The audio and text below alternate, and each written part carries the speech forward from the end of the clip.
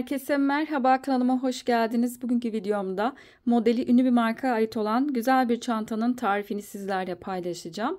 Çantayı yerli yumuşak rafya ile hazırladım. İstediğiniz rafya iplerle hazırlayabilirsiniz. Kağıt iple olur, farklı iplerle çalışabileceğiniz şık bir çanta. Burada çantanın deseni fıstık modelinden oluşmakta. Askı da yine aynı şekilde ben fıstık modeli bir askı yaptım. Harika bir model. Püskülle tamamladık. İçini de astar yaptım. Burada videomuz 2 videodan oluşmakta. İlk önce çantanın yapım videosunu anlatıyorum burada. Bir sonraki videom ise çantanın astar yapımı olacak. Astarı için ayrı bir video çektim. Ben yine bu videonun açıklama kısmına astar yapımının linkini ekleyeceğim. Kanalımdan da aynı zamanda astar yapım videosunu bulabilirsiniz. Bu şekilde çantamız. Dediğim gibi burada ben yerli yumuşak rafya kullandım. Ne kadar kullandım hepsinin tüm ölçüleri videonun sonunda belirtiyorum. Aynı zamanda bir de ithal rafya ile ördüm. Onunla da ilgili bilgiler paylaştım. Burada tığ numarasını belirtmek istiyorum. 3,5 mm tığla ördüm yerli yumuşak rafyayı. İthal rafyayı ise bunu söylemeyi unuttum. Bunu da 4 mm tığla ördüm.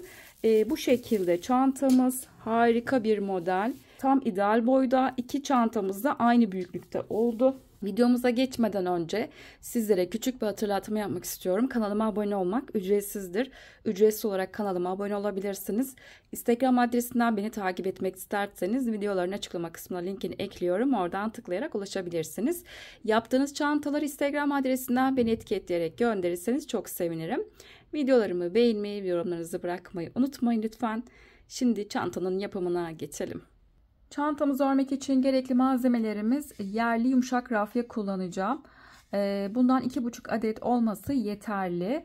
150 gramlık bir ip ve çantayı örmek için tığ numaramız ise 3,5 mm tığla çantayı öreceğiz.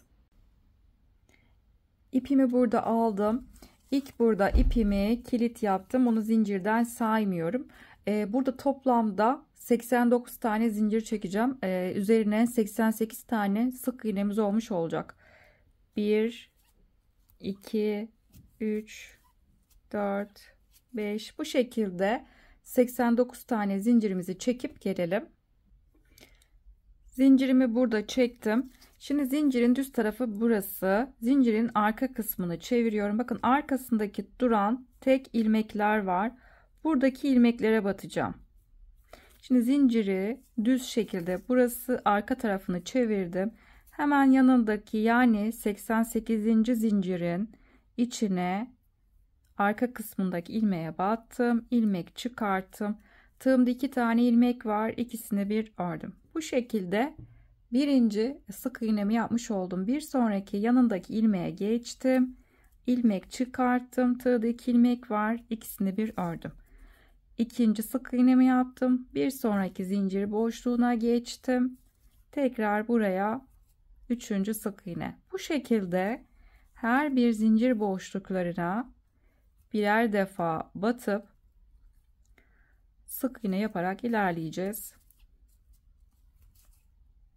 Bu şekilde birer tane zincir boşluklarına sık iğne yapalım ve zincirin sıra sonuna kadar gelelim. Son sık iğne yaptım ve bu şekilde toplamda 88 tane sık iğnem olmuş oldu. Şimdi burada sizlere ölçü de vermek istiyorum. Kullandığımız ip farklılık gösterebilir. Burada en güzeli ölçü olarak baz almanızda fayda var. Bu şekilde ölçtüğüm zaman 50-50,5 santim uzunluğunda. İpiniz daha ince olursa uzun bir zincir çektikten sonra üzerine sık iğne yapın. Ölçtüğünüz zaman 50 santim 51 santim şekilde bunu baz alıp fazlasını zincirinizi kolay bir şekilde ucunu kesebilirsiniz veya sökebilirsiniz. İpinizin kalınlığına göre bu şekilde ayarlamalar yapabilirsiniz. Sadece burada dikkat etmeniz gereken sık iğnenizin 2 ve katları olması gerekiyor. Ben burada 88 tane yaptım. 2 sık iğneniz azaltabilirsiniz. 86, 84, 82 diye. İpiniz daha ince ise de 88'den 2 arttırabilirsiniz. Yani 90, 92, 94 diye bu şekilde 2 arttırıp 2 sık iğne sayınızın azaltabilirsiniz. Çünkü daha sonra biz model kuracağımız için fıstık modelimiz 2 ve katları üzerinde olacak. O yüzden sık iğnemizin 2 ve katları olmasına dikkat edelim. Kenarda burada artırma yapacağım. Artırma yapmak için bir zincir çekiyorum ve örgümün arkasını çevirdim. Burada ilk önce artırmayla başlayacağız. Zincirin dibindeki yani ilk boşluğun içine buraya artırma yapacağım. Çift batacağım. Birinci sık iğne ve tekrar yine aynı noktaya battım. İlmek çıkarttım ve ikinci sık iğnemi yaptım. İlk boşluğa 2 tane sık iğne yaptım ve artırmamızı yapmış olduk. Şimdi yanındaki sık iğne boşluktan itibaren birer tane sık iğne yaparak ilerleyeceğim. Sadece başta bir artırma yaptık. Aynı noktaya çift battım ve diğer boşlukların içine birer tane sık iğne yaparak ilerleyeceğiz. Bu şekilde birer tane sık iğne yaparak ilerleyelim. Bir de sıranın sonunda yine bir artırma yapacağız. Sıranın sonuna kadar birer tane sık iğnemizi yapalım. Sıramın sonuna geldim. Biz sıra başında bir çift batmıştık, artırma yapmıştık. Bir de şimdi sıra sonunda tekrar bir artırma yapacağım.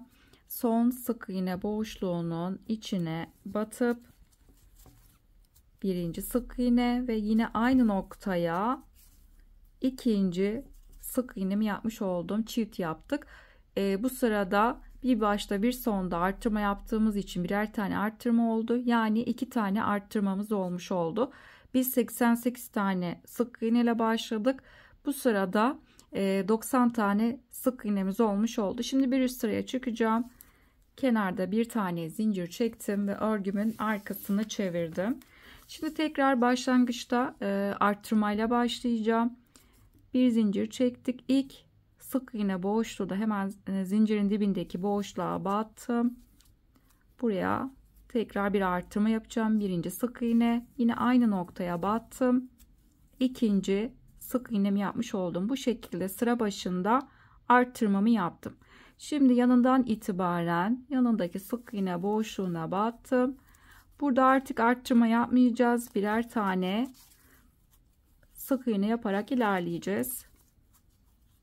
Bu şekilde devam edelim. Birer tane sık iğne boşluklarına batıp tekrar sık iğne yapalım ve sıra sonuna kadar gelelim. Bir de sıra sonunda artırma yapacağız.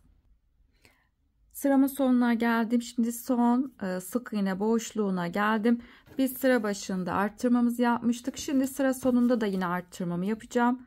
Son sık iğne boşluğuna yine çift batacağım. Bir, aynı noktaya ve 2. Bu şekilde 2 tane son noktaya sık iğne yaptım. Son artırmamı da yapmış oldum. Bu şekilde bu sırada yine bir başta bir sonda artırmamızı yaptık. Biz 88 tane sık iğne ile başladık. İkinci sırada 90 oldu ve üçüncü sırada yine 2 tane sık iğne arttı ve 92 tane sık iğnemiz olmuş oldu. Bir üst sıra için kenarda bir tane tekrar zincir çektim ve örgümün arkasını çevirdim. Şimdi ilk önce yine arttırmayla başlıyorum. Direkt hemen ilk sıra başında arttırmamızı yapacağız. Zincirin dibindeki ilk boşluğa battım ve buraya birinci sık iğne, tekrar yine aynı noktaya ikinci sık iğnemi yaptım ve sıranın başındaki ilk arttırmamı yapmış oldum. Şimdi yanındaki sık iğneden itibaren artık burada birer tane sık iğne yaparak ilerleyeceğiz. Yani alt sıralardaki yaptığımızın aynı işlemi uygulayacağız ve sıra sonuna geldiğimiz zaman bakın şuradaki bizim son sık iğne boşluğuna yine artırma yapacağız. Çift batacağız. Ardından tekrar bir zincir çekeceğiz bir üst sıra için. Örgümüzün arkasını çevirip yine ilk boşluğa yine çift batacağız. Artırmamızı yapacağız. Diğer sıralarda birer tane. Tekrar sıra sonuna geldiğimiz zaman son sık iğne boşluğuna yine çift batacağız.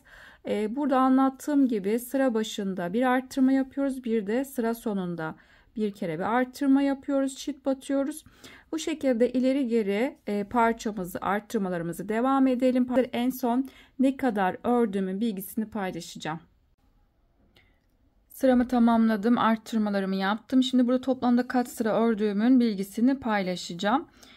1, 3, 5, 7, 9 ve 11 sıra toplamda ördüm. 11 sıra ördükten sonra biz ikinci sıradan itibaren arttırmamızı yapmaya başlamıştık. Bir baştan bir de sondan arttırma yaptık. O yüzden her sırada ikişer tane sık iğne arttığı için toplamda burada ikinci sıradan itibaren 10 sıra için arttırma yapmış olduk ve burada en son sık iğne sıramda sayım burada 108 tane sık iğnem olmuş oldu. Biz burada ilk önce 88 tane sık iğne ile başladık. İkinci sıradan itibaren her sırada ikişer tane sık iğne arttı ve en son 11. sırada toplamda 108 tane sık iğnem olmuş oldu. 20 tane arttırma yapmış olduk. Şimdi burada sizlere ölçü olarak da paylaşmak istiyorum. İlk önce bakın, ilk alttaki 88 tane sık iğne olan kısmın bir de ölçüsünü paylaşacağım. Bu şekilde ölçtüğüm zaman 51 santim, bir de 108 tane sık iğne olan arttırma yaptığım en son geniş kısmı da ölçüsünü paylaşacağım. Burası da toplamda bakın 61 santim. Bir de şu şekilde ölçüsünü vermek istiyorum. Ve burası da 8 santim ölçüde. Şimdi burada arttırmamı ben bitirdim. 61 santimetre olacak şekilde büyütmüş olduk. Şimdi burada hiç arttırma yapmadan devam edeceğim. Şimdi bir üst sıra için biz burada 12. sıra yapacağız. Artık 12. sıradan itibaren arttırma yapmayacağım. O yüzden kenarda bir tane zincir çektim ve örgümün arkasını çevirdim. Hemen bakın, zincirin dibindeki ilk boşluğun içine buraya battım ve bir tane sık iğne yaptım. Şimdi arttırma yapmayacağım için hemen yanındaki bir sonraki sık iğne boşluğuna geçtim ve tekrar sık iğne. Bu şekilde her sık iğne boşluğuna birer defa batıp bu şekilde sık iğnelerimizi yapmaya devam edeceğiz. Hiç artırma yapmadım. Her boşluğun içine birer tane sık iğne yaparak ilerleyelim ve sıra sonundaki son boşluğa kadar gelelim. Sıramın sonuna doğru geliyorum. Son bakın 2 tane boşluğum kaldı ve en son kenarda bir tane sık iğne boşluğu kaldı ve buraya 108. sık iğnemi yapmış oldum. Şimdi ben bu arttırma yapmadığım kısma işaretleyici takmak istiyorum. Sonra en son burada kaç sıra yaptığımın bilgisini paylaşacağım. Bakın, birinci sıranın tam dip noktasına işaretleyici taktım. Diğer tarafa da yine işaretleyici takacağım. Bakın, bu yaptığım arttırma yapmadığım yerin dibindeki boşluğa işaretleyici taktım. Şimdi devam ediyorum. Burada bir sonraki sıra için kenarda bir tane zincir çektim.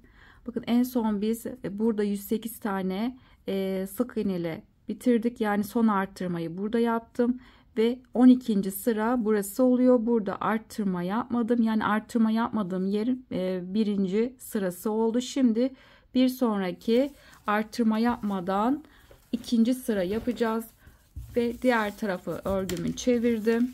Şimdi tekrar burada hemen dibindeki ilk boşluğun içine battım ve ilk sık iğne yaptım. Şimdi bir yanındaki boşluğa geçtim. Tekrar bir sık iğne. Bu şekilde hiç artırma yapmadan devam edeceğiz. Birer tane sık iğne yapalım ve tekrar sıra sonundaki boşluğa kadar gelelim. Sıra sonuna geldim. Şimdi son boşluğun içine batıp son sık iğne yaptım. Şimdi kenarda bir zincir çekip tekrar bir üst sıraya çıkacağım.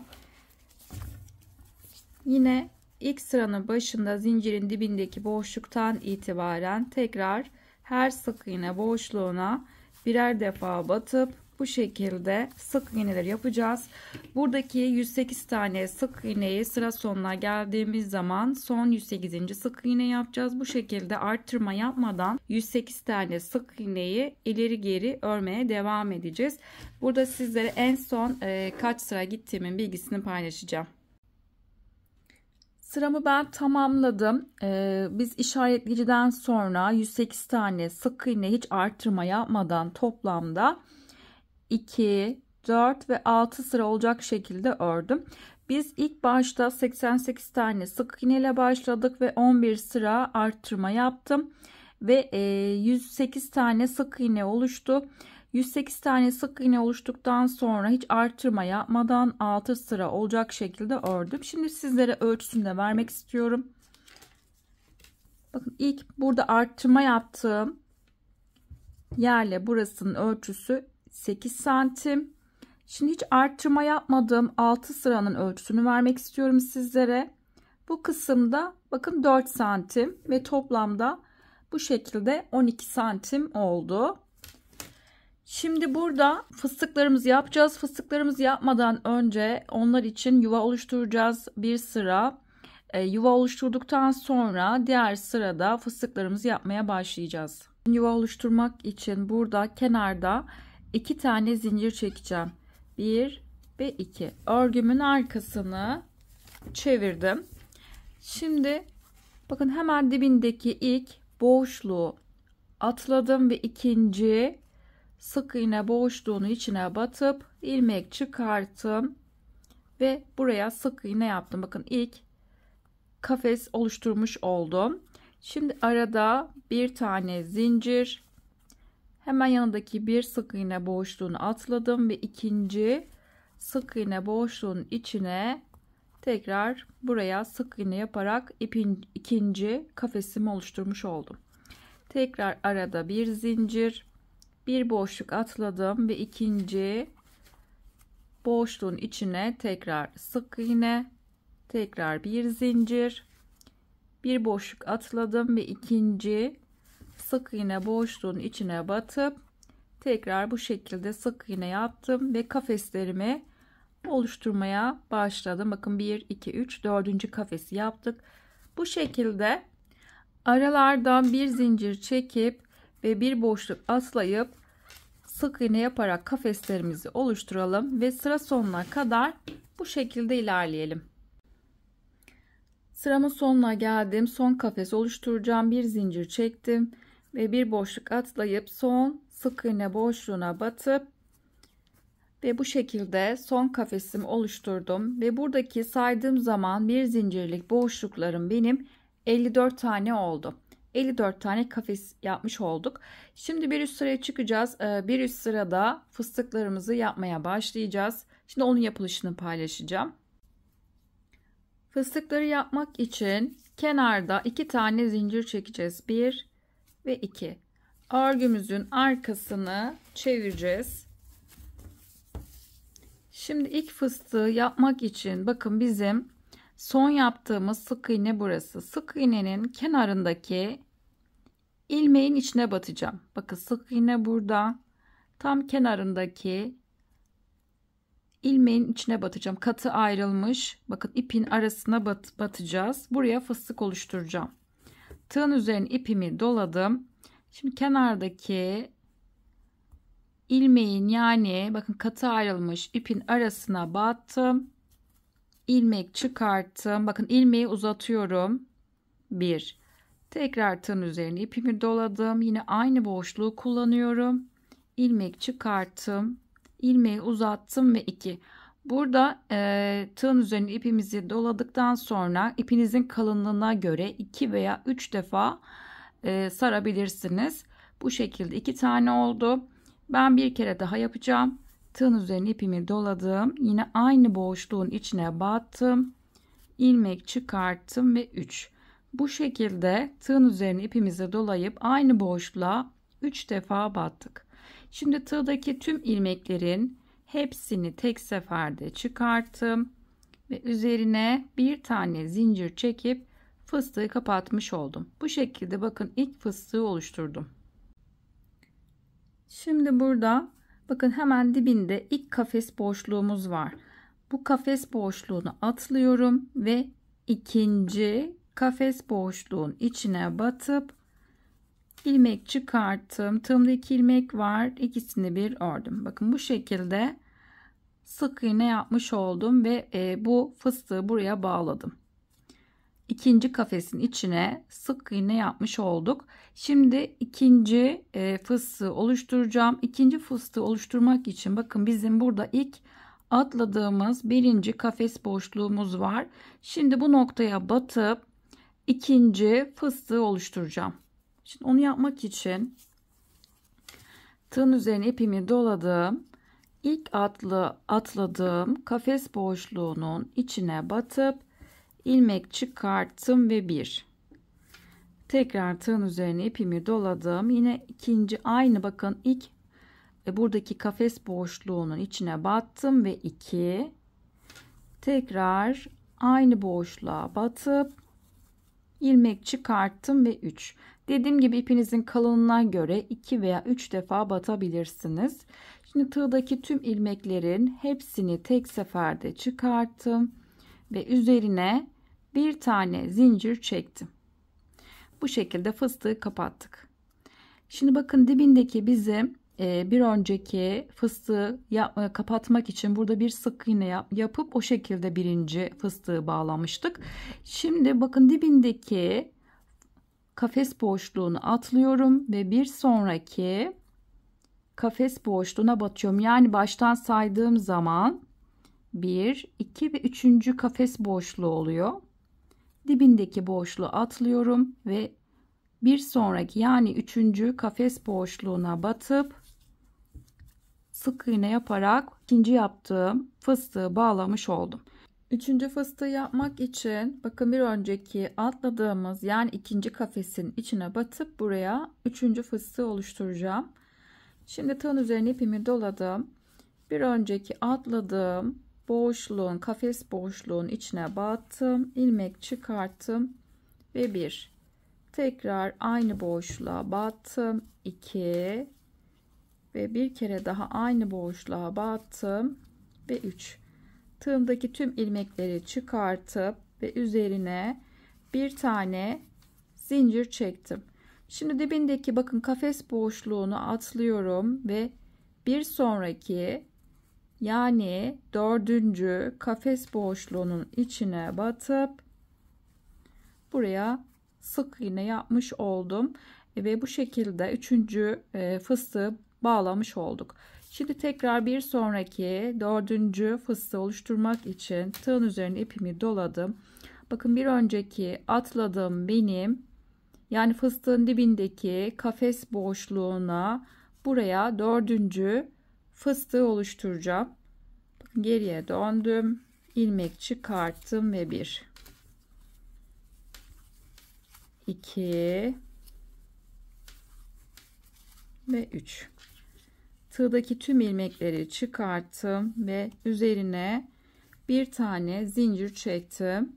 Bakın dibindeki boşluğu atlıyoruz ve bir sonraki kafes boşluğunun içine batıp ve bu şekilde sık iğne yaptım ve 4 tane burada fıstık oluşturmuş oldum.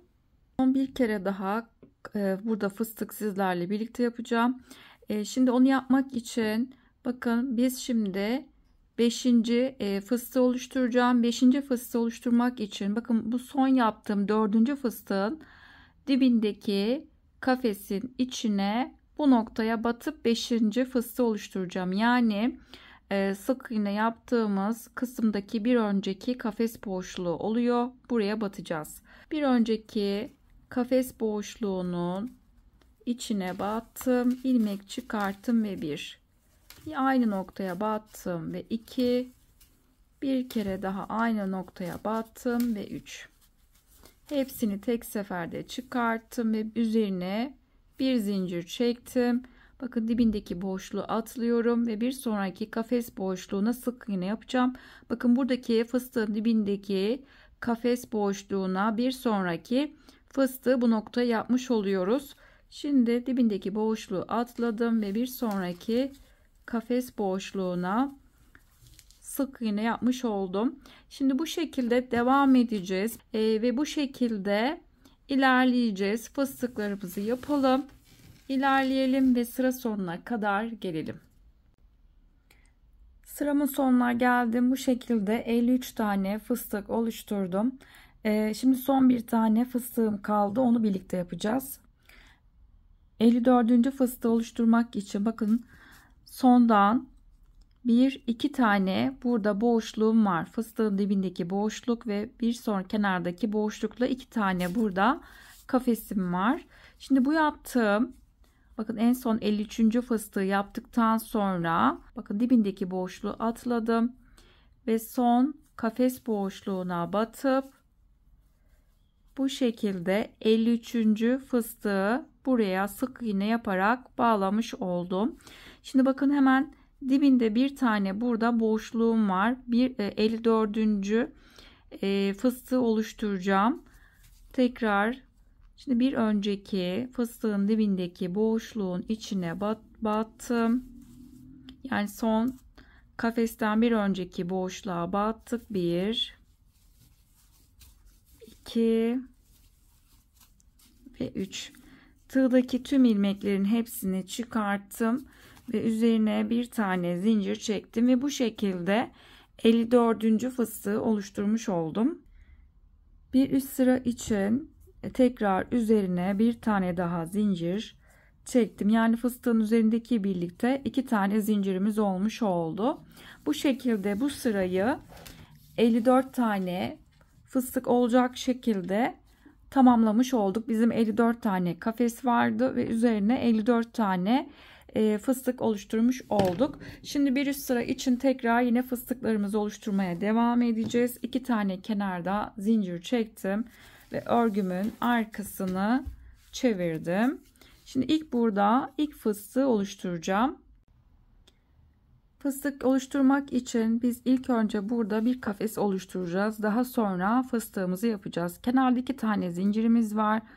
Bakın bizim buradaki fıstığın üzerindeki boşluk sayısını vermek istiyorum. Hemen zincirin solundaki birinci boşluk değil, bir sonraki ikinci boşluğun içine batıp kafes oluşturacağım. Bakın daha sonra ikinci boşluktan sonra bakın diğer fıstığa geçmiş oluyoruz. Buradaki ilk fıstığın kenarındaki ikinci boşluğun içine batmış olacağım. Hemen bakın dibindeki birinci bakın boşluğu atladım ve ikinci boşluk yani fıstığın kenarındaki son boşluğun içine battım ve buraya sık iğne yapmış oldum. Yani buraya bir kafes oluşturmuş olduk. Şimdi ilk fıstığı burada yapacağız. Burada fıstığı oluştururken bakın şurada bizim bir önceki son yaptığımız fıstığın tepesindeki bakın burada bir boşluk var. Bu boşluğun içine fıstığımı oluşturacağım. Kafesimizi yaptık. Tığın üzerine ipimi doladım. Kenardaki boşluğun bir önceki fıstığın tepesindeki boşluğa battım. İlmek çıkarttım ve tekrar aynı boşluğa battım. 2 ve 3. Tığdaki tüm ilmekleri çıkarttım ve üzerine bir tane zincir çektim. Şimdi benim burada yaptığım fıstığı sık iğne yaparak bağlamam gerekiyor. Onu da yapmak için bakın şu şekilde diğer bizim ikinci yaptığımız fıstık var. Şimdi ikinci yaptığımız fıstığın bakın tam kenarındaki boşluğa batıyorum. Yani bir sonraki fıstık geliyor hemen yanında. Onun bakın tam kenarındaki boşluk. Şu şekilde saydığım zaman 1, 2 ve 3. boşluk oluyor. Bakın şöyle bizim battığımız yerden sonra saydığım zaman boşluk sayısı 1, 2 ve 3. Bakın altta kalan buradaki boşluğa batıyorum. Hemen zaten yanında da 3. diğer fıstığımız başlamış oluyor. Bu fıstığın üzerindeki boşluklara dokunmuyorum. Buradaki yaptığımız kafes oluşturduğumuz boşluktan sonra 1, 2 ve 3. üçüncü boşluğun içine batıp buraya sık iğne yaparak bu yaptığımız fıstığı buraya bağlamış oldum. İkinci fıstığı yapmak için bizim burada ilk fıstığın üzerindeki ikinci kenardaki boşluğa sık iğne yapmıştık. Şimdi bu aynı boşluğu kullanıyoruz. Geriye dönüp aynı battığımız sık iğne yaptığımız boşluğa batıp buraya ikinci fıstığı oluşturacağız. Geriye döndüm, sık iğne yaptım, aynı boşluğa battım ve 1 2 ve 3. Bu şekilde ikinci fıstığı yaptım. Şimdi bu yaptığım fıstığı bağlayacağım. Yine aynı şekilde biz bakın diğer fıstığa geçtik. Buradaki fıstığın üzerinde bakın 1 2 3 tane boşluk var. Tam kenardaki duran, ondan sonra bir sonraki fıstığa geçiyoruz. 1 2 ve 3. Üçüncü alttaki duran boşluğun içine batıp buraya sık iğne yaptım. Şimdi bu yaptığım, daha sonra hep sık iğne yaptığımız aynı boşluğa fıstığımızı oluşturacağız bu sırada. Şimdi geriye döneceğim. Bakın şuradaki bizim sık iğne yaptığımız, şöyle göstermek istiyorum. Bakın üçüncü yaptığımız bizim altta kalan boşluğun içine bu noktaya batacağım. Buraya batıp fıstığı oluşturacağız. 1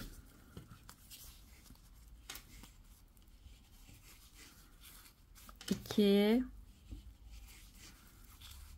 ve 3. Şimdi tekrar yine aynı şekilde bu yaptığımız fıstığı tekrar bağlayacağız. Bir sonraki fıstığa geçiyorum. Onun üzerinde 1 2 ve 3. Üçüncü kenarda duran, bakın altta duran boşluğun içine batacağım. Daha sonra onun yanındaki boşluk diğer fıstığın ilk boşluğu oluyor. Buraya batmıyoruz. 1 2 ve 3.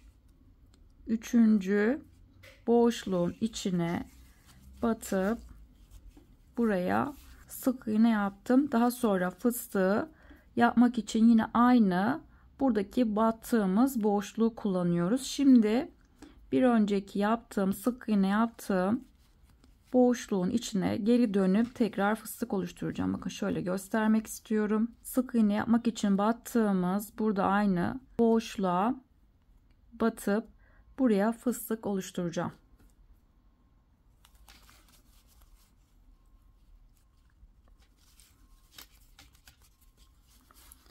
Bir, iki ve 3. Fıstık yaptığımız noktayı tekrar sık iğne yaparak bağlayacağım. Bir sonraki fıstığa geçtim. Bakın hemen kenarındaki boşluk, bakın kendini belli ediyor. Şuradaki altta kalan boşluk, yani 1 2 ve 3. Üçüncü boşluğun içine buraya batıp sık iğne yaptım. Şimdi bir önceki battığımız sık iğne yaptığım boşluğa bakın şöyle hemen altta duruyor, belli burada batacağımız nokta. Buraya battım. Buraya fıstığımı oluşturacağım. 1 2 ve 3. Şimdi bu yaptığım fıstığı sık iğne yaparak bağlayacağım. 1, bakın fıstığın üzerinde 3 tane burada boşluk var. 1 2 ve 3. Üçüncü boşluk bakın altta duruyor. Buraya batıp önce bu noktaya sık iğne yaptım. Şimdi geriye dönüp bir önceki yaptığımız sık iğne yaptığımız boşluğa bu noktaya batıp tekrar fıstık oluşturacağım. 1 2 ve 3. Bu şekilde fıstıklarımızı bu sırada oluşturmaya devam edelim. Bu şekilde fıstıklarımızı devam ettirelim ve sıra sonuna kadar gelelim. Sıramın sonuna doğru geliyorum. Burada fıstığı yaptım. Bakın sondan ikinci fıstığın altta duran kenardaki boşluğa battım. Buraya yaptığım fıstığı sık iğne yaparak bağladım. Şimdi tekrar bir önceki atladığımız boşluğa geri dönüp tekrar buraya fıstık oluşturacağım.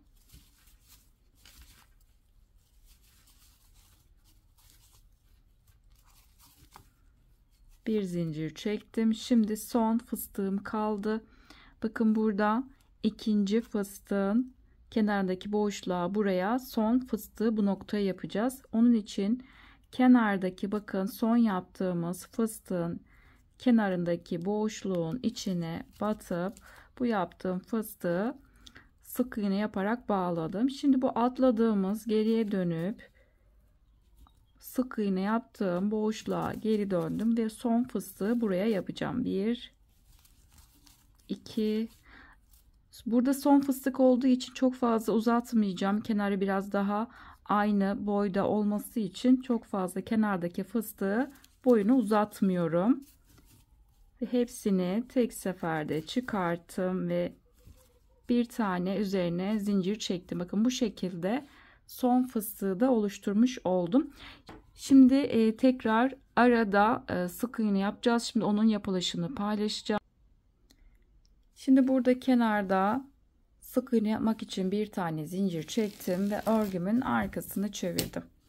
Şimdi ilk önce bakın hemen fıstığın üstündeki ilk boşluğun içine buraya birinci sık iğne ve tekrar yanındaki boşluğa battım ve buraya ikinci sık iğnemi yapmış oldum. Burada bir sonraki fıstığa geçiyorum. Her fıstığın üzerine ikişer tane sık iğne yapacağız. Bizim burada en son arttırdığımız 108 tane sık iğneye kadar arttırmıştık. Yine burada bizim 108 tane sık iğne olması gerekiyor.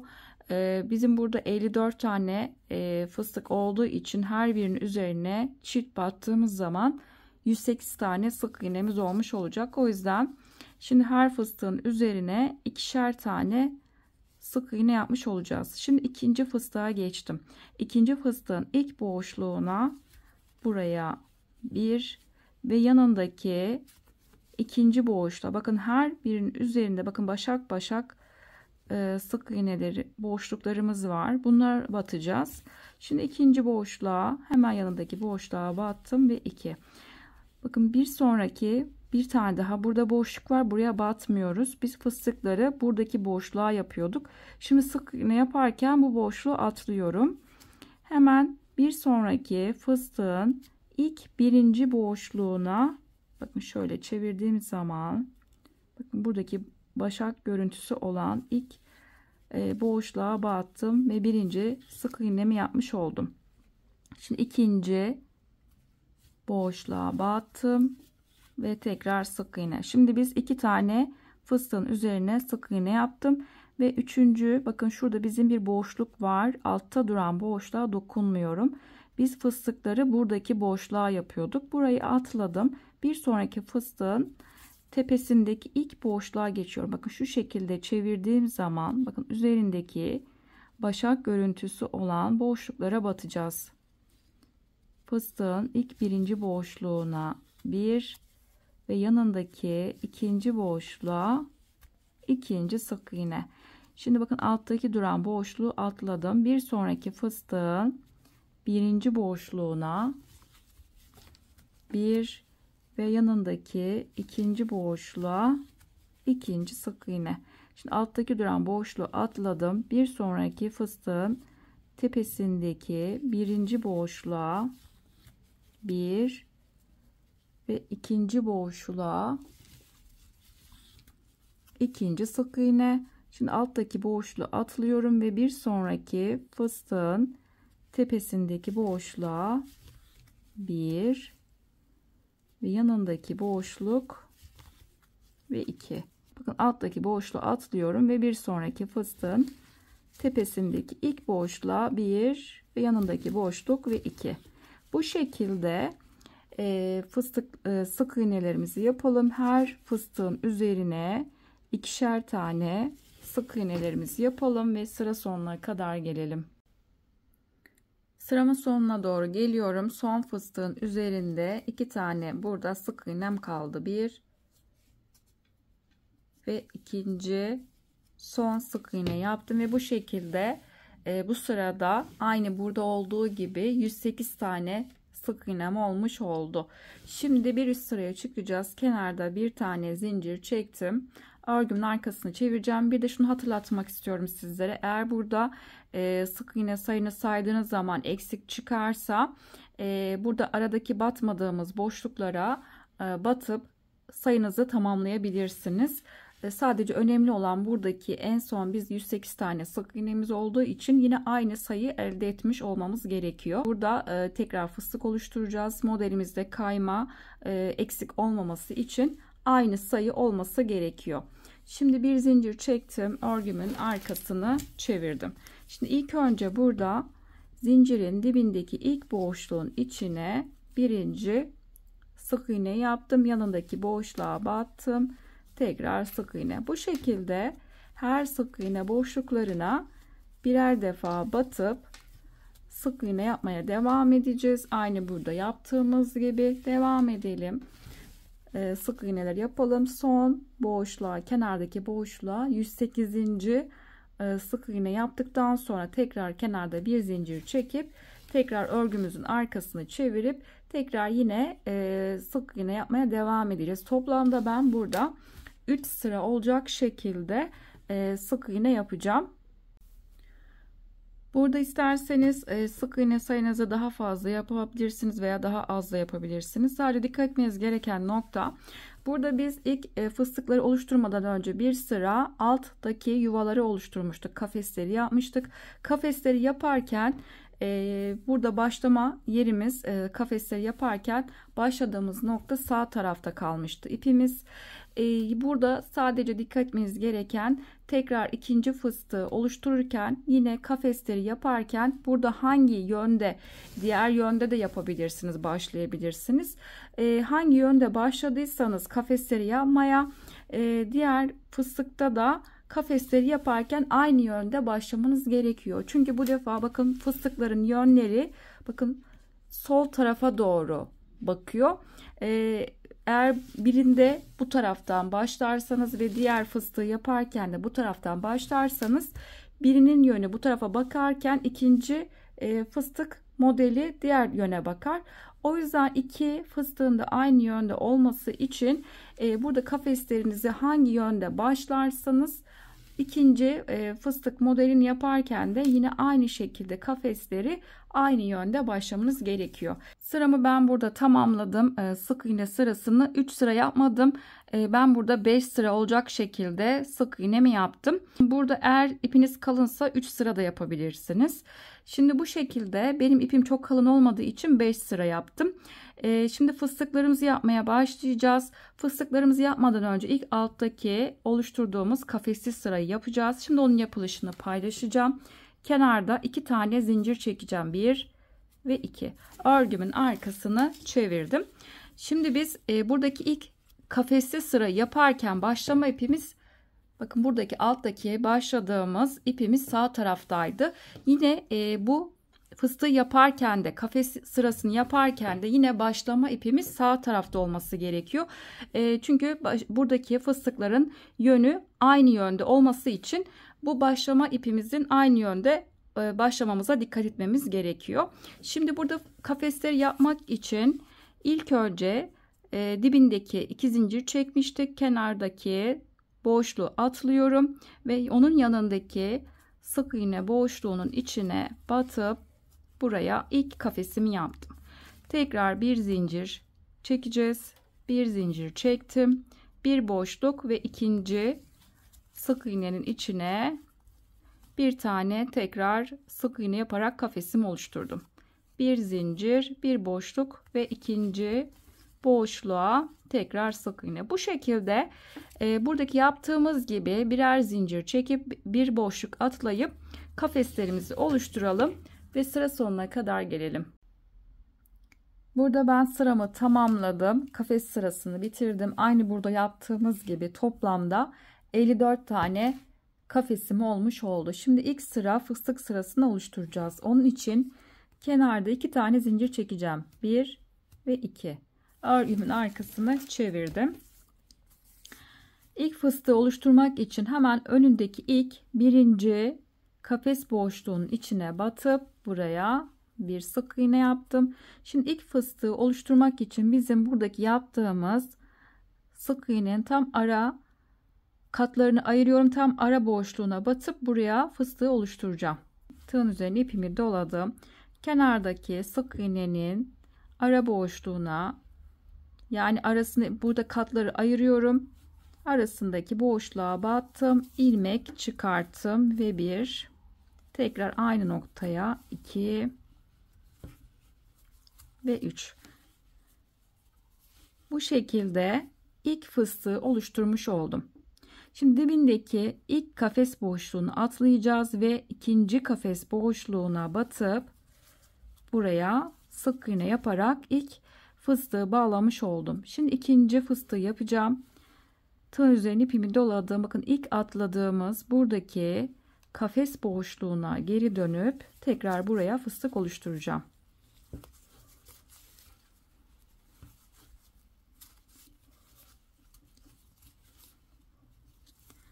Şimdi bu yaptığımız fıstığı bakın dibindeki boşluğu atlayacağız ve bir sonraki kaldığımız yerden devam ediyoruz. Bir sonraki kafes boşluğunun içine batıp buraya sık iğne yaptım ve bu ikinci yaptığım fıstığı bağlamış oldum.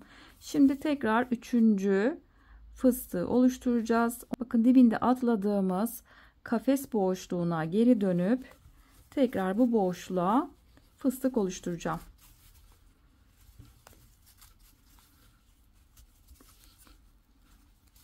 Şimdi kaldığım yerden devam ediyorum. Dibindeki boşluğu atlayacağız ve bir sonraki kafes boşluğuna batıp sık iğne yaptım.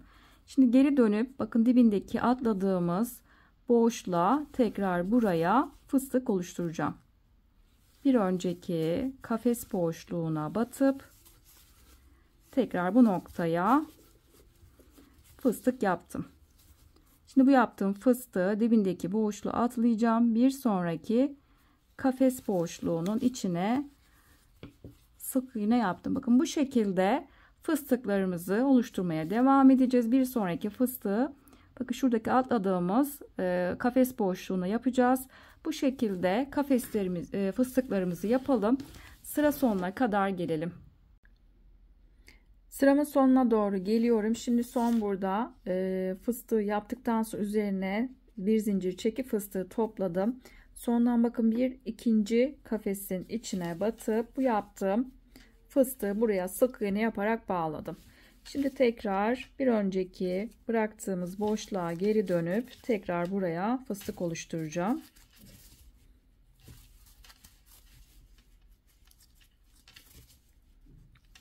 Şimdi bu yaptığım fıstığı bakın sondaki en son kenardaki kafesin içine battım.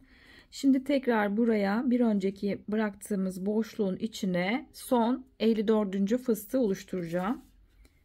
Son boşluğa battım. Bu kenardaki fıstığı yaparken çok ilmekleri uzun tutmayacağım.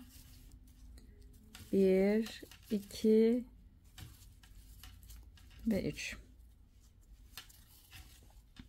Şimdi bir tane zincir çektim ve son fıstığı bu şekilde oluşturdum. Şimdi geriye dönüp tekrar burada üzerine bir zincir çekmiştik. Bir tane daha fazladan zincir çekip örgümün arkasını çevirdim. Şimdi bu sırada tekrar fıstık oluşturmaya başlayacağız. Burada fıstıkları oluşturmak için hemen bakın ilk fıstığın kenarındaki bir ve ikinci boşluk altta kalan bakın buradaki bizim ikinci boşluğun içine batıp buraya ilk bu şekilde bir kafes oluşturmuş oldum. Şimdi ilk fıstığı oluşturacağım. Tığın üzerine ipimi doladım. Bakın şuradaki bizim kenardaki tam fıstığın üzerindeki bakın burada biz bir zincir çekmiştik. Kenarındaki boşluğa battım. İlmek çıkarttım ve bir aynı boşluğa battım. 2 ve 3. Şimdi bu yaptığımız fıstığı bakın ikinci fıstığa geçiyorum. Şimdi bunun üzerine itibaren sayıyorum. 1, 2 ve 3. Bakın üçüncü boşluk bizim tam fıstığın kenarındaki üçüncü boşluğun içine battım ve buraya sık iğne yaparak bu fıstığı bağlamış oldum. Şimdi tekrar bizim burada sık iğne yaptığımız kısma dönüp tekrar buraya fıstık oluşturacağım. 1 2 ve 3. Şimdi bu yaptığımız fıstığı diğer fıstığa geçtim. 1 2 ve 3. Üçüncü boşluk bakın tam altta duran kenarındaki boşluğa batıp bu fıstığı buraya sık iğne yaparak sabitledim. Şimdi bizim burada sık iğne yaptığımız bakın buradaki kenardaki sık iğne yaptığımız boşluğa geri dönüp tekrar fıstık yapacağım. Daha sonra diğer fıstığı da bakın buradaki yaptığımız sık iğne yaptığımız yerin aynı boşluğu kullanıyoruz. Şimdi tekrar geri döndüm ve sık iğne yaptığım boşluğa batıp 1 2 ve 3. Tekrar diğer fıstığa geçtim. 1 2 ve 3. boşluğun içine tam kenarındaki fıstığın boşluğa batıp sık iğne yaparak tekrar fıstığı bağlamış oldum. Bu şekilde daha sonra 4. fıstığı da buradaki bizim sık iğne yaptığımız aynı boşluğa batıyoruz. Buraya da fıstığımızı oluşturuyoruz ve ardından tekrar bu yaptığımız fıstığı da bir sonraki fıstığın kenarındaki bakın 3. boşluğa batıp tekrar sık iğne yaparak o fıstığı bağlamış oluyoruz. Bu şekilde modelimiz devam edecek. Aynı buradaki anlattığım şekilde ilerleyelim ve sıra sonuna kadar gelelim. Sıramın sonuna doğru geliyorum. Son bir tane burada fıstığım kaldı. Sondan bir önceki fıstığı yaptıktan sonra şimdi en son kenarda duran bakın fıstığın üzerindeki son boşluğa bu şekilde batıp bu yaptığım fıstığı buraya sık iğne yaparak bağladım. Şimdi son fıstığı yapacağım.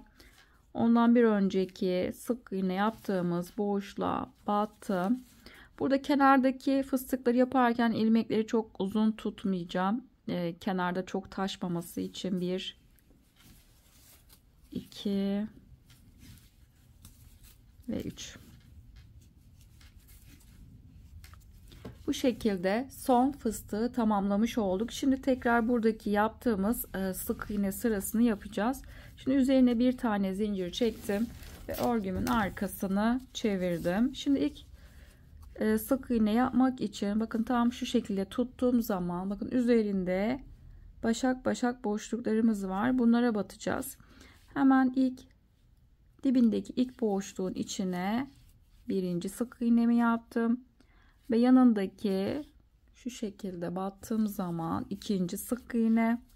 Şimdi buradaki fıstığın üzerine 2 tane sık iğne yaptım. Şimdi diğer fıstığa geçiyorum. Diğer fıstığın üzerinde 1 2 ve 3 tane boşluk var. Bakın 3. boşluğa dokunmuyorum. Daha sonra diğer fıstığa geçiyoruz. Şimdi buradaki 3. boşluğa dokunmadan birincisine battım ve bir sonraki ikinci boşluğa ikinci sık iğnemi yaptım. Şimdi tekrar bir sonraki fıstığa geçiyorum. Diğer fıstığın üzerine de 1 ve yanındaki boşluk ve 2. Şimdi 3. boşluğa alttaki boşluğa dokunmuyorum. Bir sonraki fıstığa geçtim. İlk birinci boşluğa 1 ve ikinci boşluğa ikinci sık iğne. Tekrar bakın hemen alttaki duran boşluğu atladım ve bir sonraki fıstığa geçtim. Bu şekilde 1 ve yanındaki boşluk ve 2. Her fıstığın üzerinde ikişer tane sık iğne yaparak ilerleyelim ve sıra sonuna kadar gelelim. Sıramın sonuna doğru geliyorum. Son fıstığın üzerinde 2 tane burada sık iğnem kalmış oldu. Onu yapacağım 1 ve son boşluğa bu şekilde battım ve 2. Toplamda burada 108 tane sık iğnemiz olmuş oldu. Yani buradaki yaptığımız ve buradaki sık iğne sayılarımız bizim hep 108 tane. 108 tane sık iğne elde etmiş oldum. Şimdi bizim bakın burada arttırma yaptıktan sonra 6 sıra biz 108 tane sık iğneyi hiç arttırma yapmadan örmüştük. Şimdi tekrar buradaki bu kısmı yapacağız. 6 sıra tekrar burada hiç arttırma yapmadan 108 tane sık iğnemizi yapacağız. Tekrar bir zincir çekip örgümüzün arkasını çevirdikten sonra şimdi ikinci sıraya başlangıcını paylaşacağım. Hemen ilk dibindeki boşluğa birinci sık iğne, bir sonraki boşluk ikinci sık iğne şekilde ilerleyeceğiz.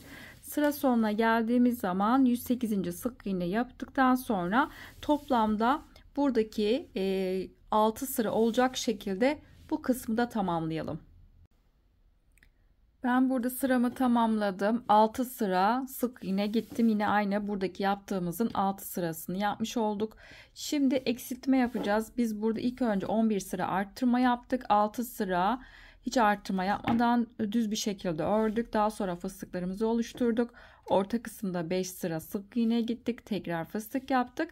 Ve şimdi 6 sıra tekrar burada hiç arttırma veya eksiltme yapmadan düz bir şekilde 6 sıra ördük. Buradaki aynısını. Şimdi bu kısmı yapmamız için eksiltme yapmamız gerekiyor buraya. Şimdi eksiltmeler yapmaya başlayacağız. İlk eksiltmemizi yapacağız. Bir tane zincir çektim ve örgümün diğer tarafını çevirdim. Şimdi ilk eksiltmemizi bir sıra başında bir tane eksiltme yapacağız. Bir de sıra sonunda bir tane eksiltme yapacağız. Şimdi zincirin dibindeki ilk boşluğun içine battım, ilmek çıkarttım. Ve tığımda 2 tane ilmek var. Bunu tığda bekletiyorum. Bir yanındaki sık iğne boşluğuna battım, ilmek çıkarttım ve tığımda 3 tane ilmek var. Şimdi bunların hepsini tek seferde çıkarttım. Bakın bu şekilde bir tane eksiltme yapmış oldum. Şimdi yanındaki sık iğne boşluğundan itibaren birer tane tekrar sık iğne yapmaya devam edeceğiz. Bu şekilde birer tane sık iğnelerimizi yapalım. Bakın son burada 2 tane sık iğne kalıncaya kadar birer tane tekrar sık iğnelerimizi yapalım. Sıramın sonuna geldim. Son 2 tane burada sık iğne boşluğu kaldı. Şimdi burada tekrar bir eksiltme yapacağım. Sondan bir önceki boşluğa battım, ilmek çıkarttım. Tığımda 2 tane ilmek var. Bunu tığda bekletiyorum. Şimdi son boşluğun içine battım, ilmek çıkarttım. Tığımda 3 tane ilmek var. Bunların hepsini tek seferde çıkarttım ve üzerine bir tane zincir çektim. Bakın bu şekilde sıranın sonunda bir tane eksiltme yaptık. Yani bu sırada bir sıra başında bir sıra sonunda eksiltme yaptığımız için buradaki sık iğne sayımız 106 tane oldu. 108 taneydi. 2 tane eksilttik ve 106 tane sık iğne olmuş oldu. Şimdi ben burada dibindeki boşluğa işaretleyici takacağım. Biz eksiltmenin birinci sırasını yaptık. Şimdi ikinci sırasını yapacağız. Burada tepede bir tane zincir çekmiştik. Örgümüzün diğer tarafını çevirdim. Şimdi tekrar hemen ilk eksiltme ile başlayacağız. İlk önce bakın zincirin dibindeki ilk boşluğa batacağım. İlk boşluğa battım, ilmek çıkarttım. Tığımda 2 tane ilmek var. Bunu tığda bekletiyorum. Bir yanındaki boşluğa batacağım. Bir yanındaki boşluğa battım. İlmek çıkarttım. Bakın tığımda 3 tane ilmek var. Bunların hepsini tek seferde çıkarttım. Bakın bu şekilde sıra başında bir tane eksiltmemi yapmış oldum. Şimdi yanındaki boşluktan itibaren artık birer tane sık iğne yapmaya devam edeceğim. Bu şekilde birer tane sık iğnelerimizi yapalım. Tekrar sıra sonunda bakın bir sıra sonundaki son boşluk ve onun yanındaki 2 tane boşluk kalıncaya kadar buraya kadar sık iğnemizi yapalım. Sıramın sonuna geldim. Son 2 tane sık iğne boşluğu kaldı. Şimdi burada bir tane sıra sonu da eksiltmemizi yapacağız. Sondan bir önceki boşluğa battım. İlmek çıkarttım. Tığımda 2 tane ilmek var. Bunu tığda bekletiyorum. son boşluğa batıp ilmek çıkarttım. Bakın tığımda 3 tane ilmek var. Bunların hepsini tek seferde çıkarttım. Bakın bu şekilde sıra sonunda da bir tane eksiltme yaptık.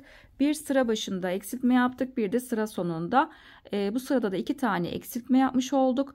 Bir önceki sırada 106 tane sık iğne vardı. Bu sırada 104 taneye düştü. Şimdi bir sonraki sıra için bir zincir çekip örgümün arkasını çevirdim. Şimdi diğer tarafını çevirdik. Şimdi ilk sıra başında hemen eksiltmemizi yapmaya başlıyoruz. İlk önce zincirin dibindeki ilmeğe battım. İlmek çıkarttım. Tığımda 2 tane ilmek var. Bunu tığda bekletiyorum. Bir sonraki yanındaki boşluğa battım. İlmek çıkarttım. Bakın tığımda 3 tane ilmek var. Bunların hepsini tek seferde çıkarttım. Bakın bu şekilde sıra başında bir tane eksiltmemizi yapmış olduk. Şimdi yanındaki boşluktan itibaren tekrar birer tane sık iğne yaparak ilerleyelim. Bir de sıra sonundaki eksiltmemizi burada sizlerle paylaşacağım. Son 2 tane yine burada sık iğne boşluğumuz kalacak.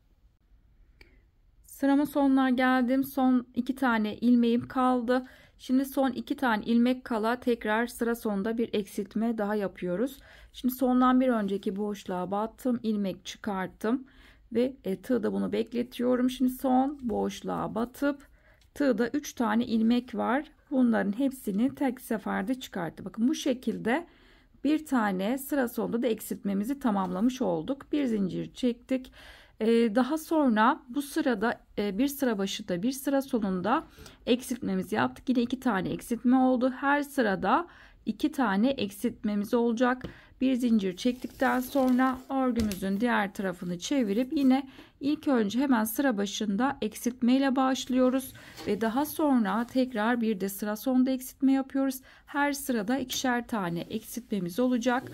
Biz burada sıra başında biz 11 sıra olacak şekilde örmüştük. Burada yine eksiltmeyi 11 sıra olacak şekilde tamamlayacağız. Biz burada 108 tane sık iğne ile başladık. Her sırada 2'şer tane sık iğne eksileceği için 88 tane buradaki gibi 88 tane sık iğne kalması gerekiyor. Şimdi biz kaçıncı sıradayız? 1, 2, 3, 4. sıraya geçiyoruz. Eksiltmelerimizi tamamlayalım.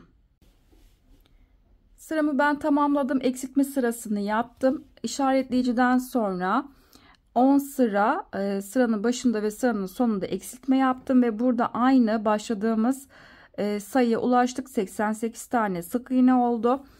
Toplamda burada 11 sıra olacağı için biz sıranın ilk başlarken 88 tane sık iğne ile başladık ve 10 sıra arttırma yapmıştık. Başladığımız sırayla birlikte 11 sıra toplam oldu. Şimdi biz bir sırada 11 sıra olacağı için şimdi biz 10. sırayı tamamladık. Bir sırada burada eksiltme yapmadan sık iğne yapmamız gerekiyor. Bu şekilde 11 sıraya tamamlamış olacağız. Şimdi eksiltme yaptıktan sonra bir zincir çektim. Örgümün arkasını çevirdim.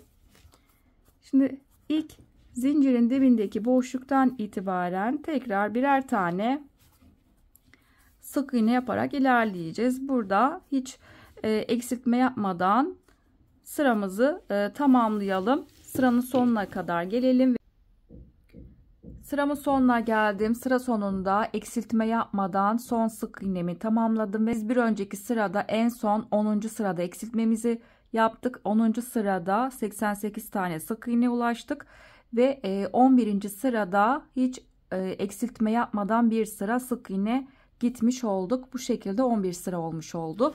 6 sırada burada eksiltme yapmadığımız sıra ve toplamda 17 sıra örmüş olduk. 17 sıra bu tarafta ve 17 sırada bu tarafta, iki tarafın aynı eşit olması gerekiyor. Burada en son sık iğneyi örmeyi unutmayalım. Bu şekilde sıramı tamamladım. Şimdi çantanın ağız kısmına sık iğne gideceğiz. Şimdi onun yapılışını paylaşacağım. Ağız kısmına sık iğne gitmek için en son buraya sık iğne yaptım. Şimdi bu tarafa doğru döneceğim. Onun için bir tane zincir çektim. Yine aynı boşluğu kullanacağım. Son battım, sık iğne yaptım, boşluğa tekrar battım. Bu şekilde sık iğne yaptım. Şimdi bir yanındaki boşluğa batacağım. buraya bir sık iğne. Şimdi bir üstündeki, bakın her sıranın kenarında bizim boşluğumuz var. Buradaki boşluklara birer tane sık iğne yaparak ilerleyeceğiz. Bakın bir üstündeki, kenardaki duran sık iğne boşluğu, bakın hemen yanındaki boşluğa battım. Bu şekilde birer tane boşluklara sık iğne yaparak gelelim. Bu noktaya kadar gelelim. İşaretleyicinin olduğu yere geldim. Şimdi burada işaretleyicimi çıkartmak istiyorum ve buraya çift batacağım. Bir dönüş sağlamak için aynı boşluğa 2 tane sık iğne yaptım. Şimdi yanındaki boşluktan itibaren tekrar birer tane sık iğne yaparak ilerleyeceğiz.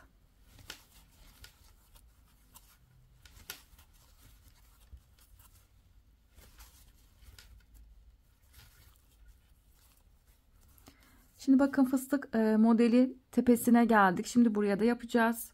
Önce burada fıstığın dibindeki, bakın kenardaki boşluğa batacağım. Kenardaki boşluğa battım. Bakın bir de üzerinde, bakın şöyle tam üstünde duran bir ilmek var. Buna batacağım. Şimdi tam bakın üstündeki boşluğa buraya bir tane. Şimdi diğer fıstığın bakın tam üzerinde burada bir ilmek var. Şimdi bu noktaya batacağım. Bir de dibindeki boşluğa batacağız. Bu şekilde üzerine sık iğne yapmış olduk. Şimdi birer tane tekrar boşluklara sık iğne yaparak ilerleyeceğiz. Diğer fıstığın kenarındaki boşluğa kadar gelelim. Diğer fıstığa geldim. Şimdi fıstığın kenarındaki, bakın alttaki duran boşluğa bir tane. Tam fıstığın üzerinde burada bir tane ilmek var. Buraya bir tane batacağım. Şimdi tam ortadaki büyük geniş boşluğa buraya bir tane. Bir de diğer fıstığın bakın tam üzerinde duran ilmek var, buraya bir tane. Şimdi diğer, bakın fıstığın dibindeki boşluğa buraya bir tane. Şimdi yanındaki boşluktan itibaren tekrar birer tane sık iğne yaparak gelelim. Tekrar işaretleyiciye kadar gelelim. İşaretleyiciye geldim. Buraya çift batacağım. Diğer köşede yaptığımızın aynısını bu tarafta yapacağız. Şimdi işaretleyicinin olduğu yere buraya çift batacağım. 1 ve aynı noktaya ve 2. Şimdi yanındaki boşluktan itibaren bakın aşağı doğru boşluklara birer tane tekrar sık iğne yaparak ilerleyeceğim. Her sıranın, sık iğne sırasının kenarındaki boşluklara batacağız. Bu şekilde aşağıya kadar birer tane sık iğnemizi yapalım.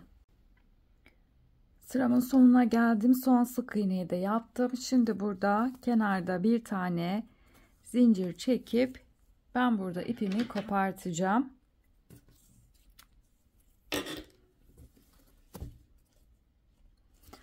Sıramızı tamamladıktan sonra bitirdiğimiz ip, kısa ipim sol tarafta kaldı. Şimdi tekrar tepe kısmına yine ben bir sık iğne gideceğim. Her tarafına gitmeyeceğiz. Onu kaldığımız yerden devam edeceğiz. Bu tarafta bitirdiğim için şimdi diğer tarafı çeviriyorum. Diğer tarafa yönünü çevirdim. Bakın buradaki yaptığımız ilk sıra sık iğnesinin ters tarafı bize bakmış olacak. Şimdi burada 7-8 tane sık iğne bırakacağım. Ardından buradan tekrar sık iğne yapmaya başlayacağım. Ve tekrar yine burada 7-8 tane sık iğne bırakıp Bu top buraya kadar, yani şu şekilde tepe kısmını sık iğnesini yapmış olacağım. Şimdi sağ taraftan başlayacağım. Burada saymak istiyorum. 1, 2, 4, 6 ve 8. boşluktan itibaren buradan başlayacağız. Bakın tepe kısmı burası. Onun 4. alttan 4. Sık iğne boşluğu oluyor. Şimdi bu şekilde ipimi aldım, ilmek çıkarttım ve bir tane buraya zincir çektim. Kısa ipimi de örerken iç kısmında bırakacağım. Hemen yanındaki boşluğa, sık iğne boşluğuna bir tane, bu şekilde boşluklara birer tane sık iğne yaparak ilerleyeceğiz. Bakın buradaki bizim kenardaki çift battığımız nokta var. Çiftin birincisine tekrar burada bir arttırma yapacağım. Hemen yanındaki boşluğa bir tane. Bu şekilde çiftin olduğu noktaya gelmiş oldum. Şimdi çiftin birincisine buraya batıp tekrar buraya arttırma yapacağım. Çift batacağım 1 ve aynı noktaya ve 2. Şimdi çiftin ikinci boşluğun içine buraya arttırma yapmayacağım artık. Sadece köşe belirgin olsun diye birinci sık iğnenin içine çift battım. Diğerlerine artık birer tane sık iğne yaparak ilerleyeceğim. Bakın bu kısmı bu şekilde yapmış olduk. Devam edelim. Birer tane boşluklara sık iğne yapalım. Köşedeki buradaki tekrar çift battığımız nokta var. Bakın buradaki çiftin olduğu noktaya kadar gelelim. Köşeye kadar geldim. Köşede burada çiftimiz vardı. Aynı burada yaptığımız aynı işlemi bu tarafta da uygulayacağım. Bu defa çiftin birinci sık iğnesinin içine tek battım ve ikinci sık iğnesinin içine buraya çift batacağım. 1 ve 2. Yani yine köşede olmuş olacak. Aynı burada köşede yaptığımız için birinci sık iğne yaptık çift. Tekrar burada köşede olması için de bu defa çiftin ikincisine tekrar 2 tane sık iğne yapmış olduk. Arttırmamı tamamladım. Şimdi burada çiftten sonra 4 tane sık iğne yapacağım. 1 2 3 tane sık iğne yaptım. Şimdi birleştirmek için burada ipimi kopartacağım. İpimi bu noktada çıkarttım. Hemen 4. yanındaki sık iğnenin içine ipimi iç kısmı aldım ve son yaptığım sık iğnenin üstteki duran tek kanadına batıp bu şekilde tekrar bu kısa ipimi iç kısma almış oldum. Daha sonra bu ipleri aralardan yürütüp gizleyeceğim. Şimdi diğer tarafın ağız tarafını yapacağız. Onu yapmak için parçanın diğer tarafını çevireceğim.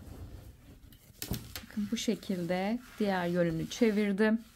Şimdi burada ilk sırayı sağ taraftan başlayıp bir sıra sık iğne gideceğiz. Yani diğer tarafta hangi yönde ilk sırayı başladıysak o tarafta aynı yönde başlamamız gerekiyor. Şimdi sağ taraftan buradan kenardan başlayacağım. İpimi burada bu noktada aldım.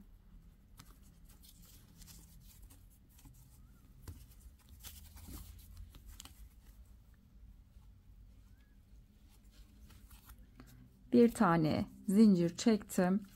Şimdi yine aynı dibindeki boşluğa buraya batacağım. Dibindeki boşluğa bir tane sık iğne yaptım. Şimdi bir üstündeki tekrar boşluklara birer tane sık iğne yapacağız. Bakın diğer sıranın kenarındaki boşluk, bir sonraki sıranın kenarındaki boşluk.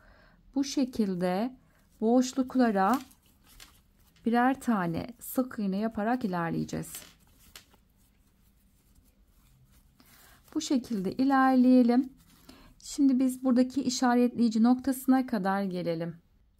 İşaretleyicinin olduğu noktaya geldim ve bu noktaya çift batacağım. 1, aynı noktaya ve 2.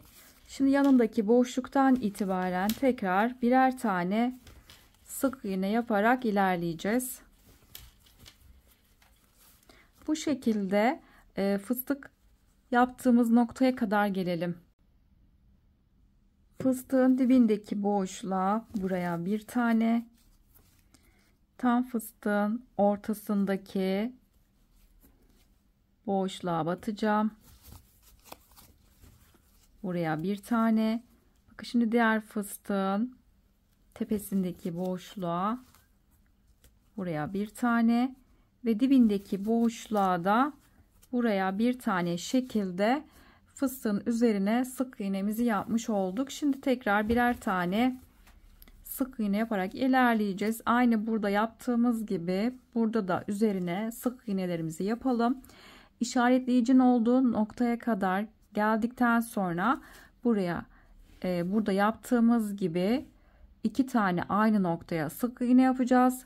Ardından her boşluğun sık iğnenin kenarındaki boşluklara birer tane tekrar sık iğne yaparak buradaki sıra sonuna kadar gelelim. Aynı diğer çantanın ağız kısmını diğer tarafta yaptığımızın aynı işlemi uygulamış olacağız. Bu noktaya kadar gelelim. Sıramı tamamladım. Burada tekrar bir tane zincir çekip ipimi kopartacağım. Bu şekilde ilk sıramı tamamladım. Şimdi parçanın diğer tarafını çevireceğim. Diğer tarafta yaptığımızın aynı işlemi uygulayacağız. Şimdi 3, 6, 7 ve 8. 8. boşluktan itibaren tekrar buraya sık iğne yapmaya başlayacağım. İlmek çıkarttım ve buraya bir tane zincir çektim. Şimdi yanındaki boşluktan itibaren tekrar birer tane sık iğne yapacağız. İlk buradaki köşedeki çiftimize kadar geleceğiz. Çiftin ilk birincisine tekrar burada bir artırma yapacağım. Şimdi çiftin ilk birinci sık iğnesine geldim. Şimdi buraya ilk çiftin olduğu noktaya tekrar bir artırma yapacağım. Çift batacağım. 1 ve 2. Şimdi yanındaki boşluktan itibaren birer tane tekrar sık iğne yaparak ilerleyeceğiz. Devam edelim. Sık iğnemizi yapalım birer tane. Şimdi diğer taraftaki buradaki çifte kadar gelelim. Diğer taraftaki çifte kadar geldim. Şimdi bu defa çiftin birincisine tek batacağım. Ve çiftin ikinci sık iğnesinin içine tekrar bir artırma yapıp buraya çift battım. Tekrar yanındaki boşluktan itibaren 1, 2, 3 tane buraya sık iğne yaptım. Şimdi ipimi bu noktada kopartacağım. Ve yanındaki sık iğne boşluğuna buraya tığımı battım. İpi arka tarafa aldım.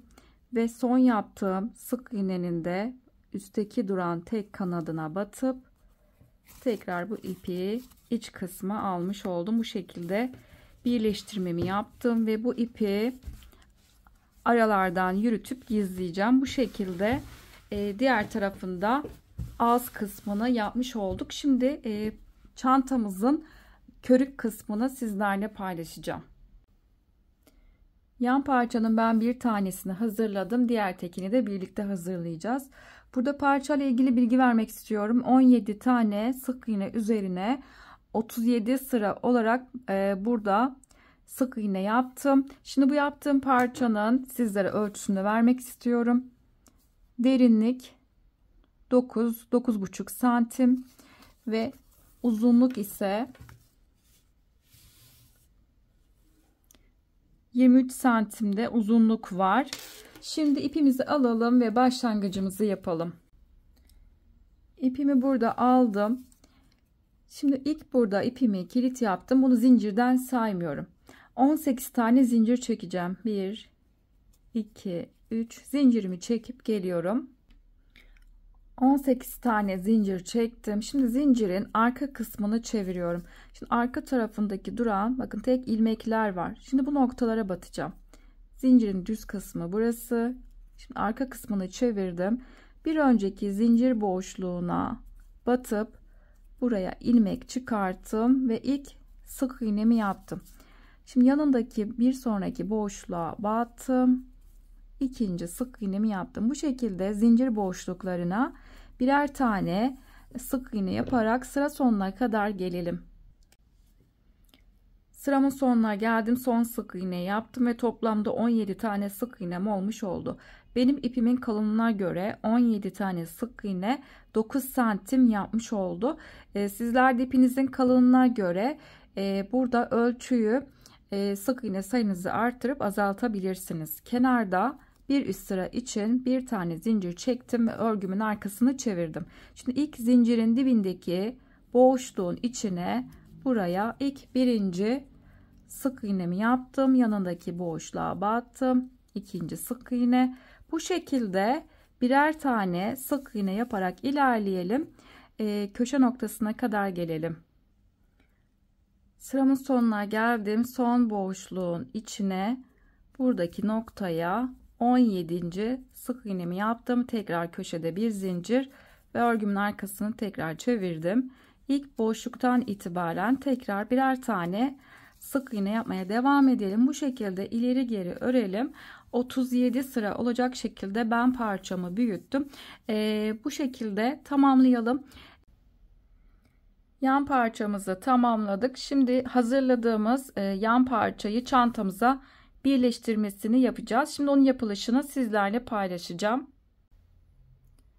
Yan parçayı birleştirmek için ilk önce büyük dikdörtgen parçamızı bu şekilde koydum. İstediğiniz tarafı çantanın düz tarafı yapabilirsiniz. Fıstıkların hangi yönü daha düzgün, daha güzel görünüyorsa o tarafı düz yapabilirsiniz. Ben burada en son ağız kısmına sık iğne yaparken ikinci sıradaki son yaptığımız sık iğnenin düz tarafı olan kısmı çantanın ben düz tarafı yapacağım. Bu tarafı diğer tarafında ters tarafı yapacağım. Dediğim gibi buradaki fıstıklarınızın hangi tarafı daha güzel görünüyorsa o kısmı çantanın düz tarafı yapabilirsiniz. Şimdi bu şekilde parçamı koydum. Şimdi biz burada birleştirme yaparken tersten birleştirme yapacağımız için burası düz tarafı ve parçanın ters tarafını çevirdim. Ben burasını ters tarafı yapacağım. Ters tarafına bize bakacak şekilde koydum. Şimdi yan parçanın da bir tanesini aldım. Burada şu şekilde ayarlama yapacağız. Ben işaretleyici taktım. Burada ilk önce uzun dikdörtgen parçanın orta noktasını bulacağız. Bizim burada 88 tane sık iğne vardı. Kenarlardan da bir sıra sık iğne gittiğimiz için 2 tane sık iğne artmış oldu. Yani 90 tane burada sık iğnemiz var. Tam orta noktasını buluyoruz. Ben burada 45.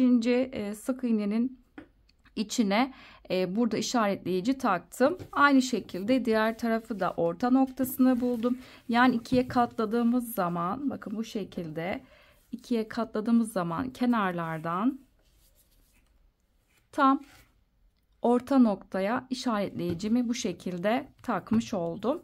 Şimdi ters taraftan birleştireceğim için ters tarafa bize bakacak şekilde büyük parçayı koydum. Yan parçayı aldım bir tanesini. Yan parçanın başladığım ipim sol kenarda kalacak ve bu şekilde tam işaretleyici taktığım noktayla buradaki yan parçanın orta noktasını bulup tam buraya tekrar işaretleyici takacağım. Burada 17 tane bizim sık iğnemiz vardı. 9. sık iğnenin içine işaretleyici takacağım. Kenardan sayınca 2, 4, 6, 8 ve 9. 9.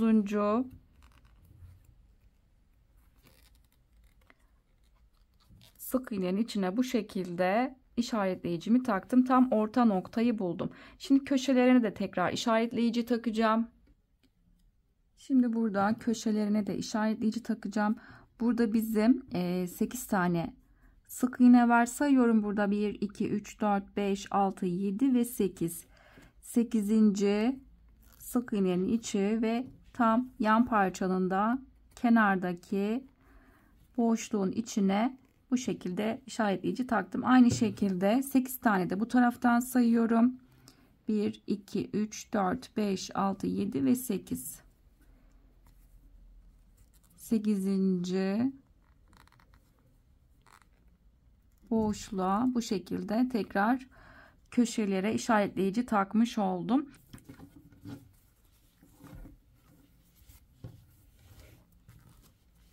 Yine ben burada ara ara, bakın tersi burası, tersinden birleştirme yapacağımız için en kenardaki boşluktan itibaren tekrar buraya ara ara işaretleyici takacağım. En kenardaki boşluğa ve yan parçanın da kenardaki boşluğuna işaretleyici taktım. Şimdi ara ara ben buraya işaretleyici takacağım.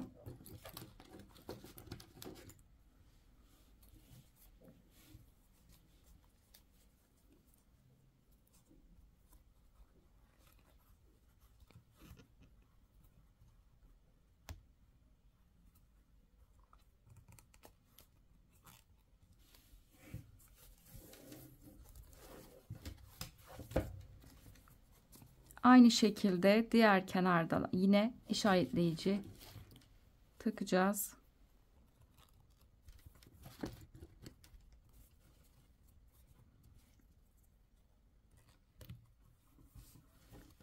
Bu şekilde işaretleyicilerle ayarlamasını yaptım.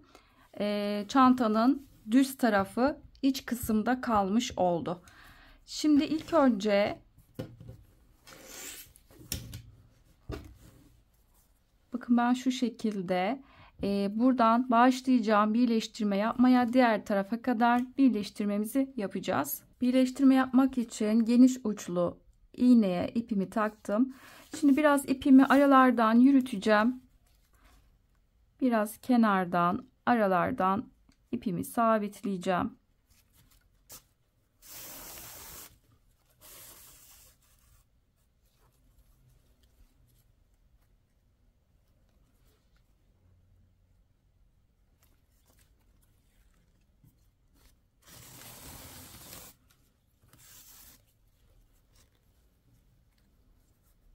Şimdi kenardaki ilk boşluktan itibaren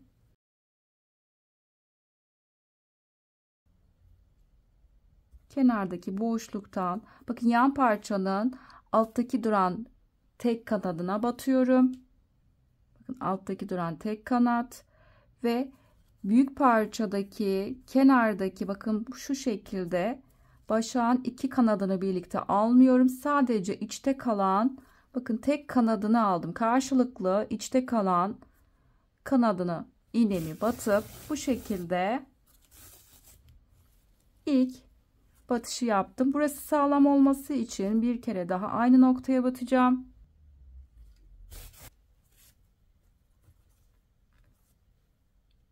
Şimdi yanındaki boşluğa geçtim. Bakın alttaki duran tek kanat ve onun karşısındaki bakın şu şekilde bizim sık iğnemiz.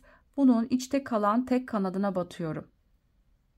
Bu şekilde karşılıklı içte kalan kanatlarına batıp tekrar kolay bir şekilde dikme işlemini yapacağız. Bakın buradaki ipimi asılıp burayı sabitliyorum. Hemen bir yanındaki boşluğa geçtim. Alttaki duran tek kanat ve onun karşısındaki içte kalan tek kanadına bu şekilde battım. Her boşluğa birer tane batacağız. Bir yanındaki boşluğa geçtim ve onun karşısındaki bakın sık iğnemiz bu şekilde, onun içte kalan tek kanadına battım.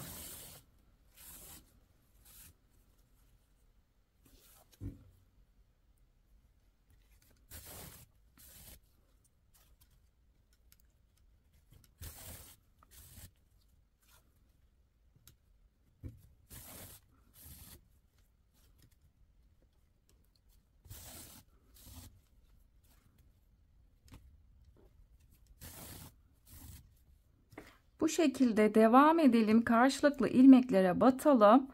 Buradaki tabanın köşe noktasına kadar gelelim. Köşeye geldim. Köşeye de bir kere battım. Şimdi kaldığım yerden devam ediyorum. Şimdi tabana doğru döneceğim. Köşenin hemen bir yanındaki, bakın, sık iğne boşluğuna batacağım.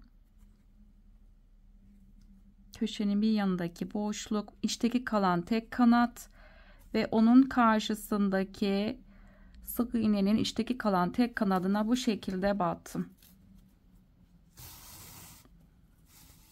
Dikerken de bu kısa ipi iç kısımda yürüteceğim. Bir yanındaki boşluğa geçeceğim. Şimdi yanındaki sık iğnenin içteki tek kanadına battım ve onun karşısındaki ilmeğin iç kanadına bu şekilde battım. Bu şekilde devam edelim. Tekrar köşeye kadar gelelim. Tabanın bu kısmı diktim. Köşeye geldim. Yan parçanın köşedeki son boşluk ve büyük parçadaki sıradaki ilmeğin iç kısmına bu şekilde battım. Köşeye battık ve şimdi yukarı doğru tekrar dikme işlemini yapacağım. Kaldığım yerden devam ediyorum. Şimdi bir yanındaki boşluk ve onun büyük parçadaki bir yanındaki boşluğun ilmeğin iç kısmındaki noktaya battım.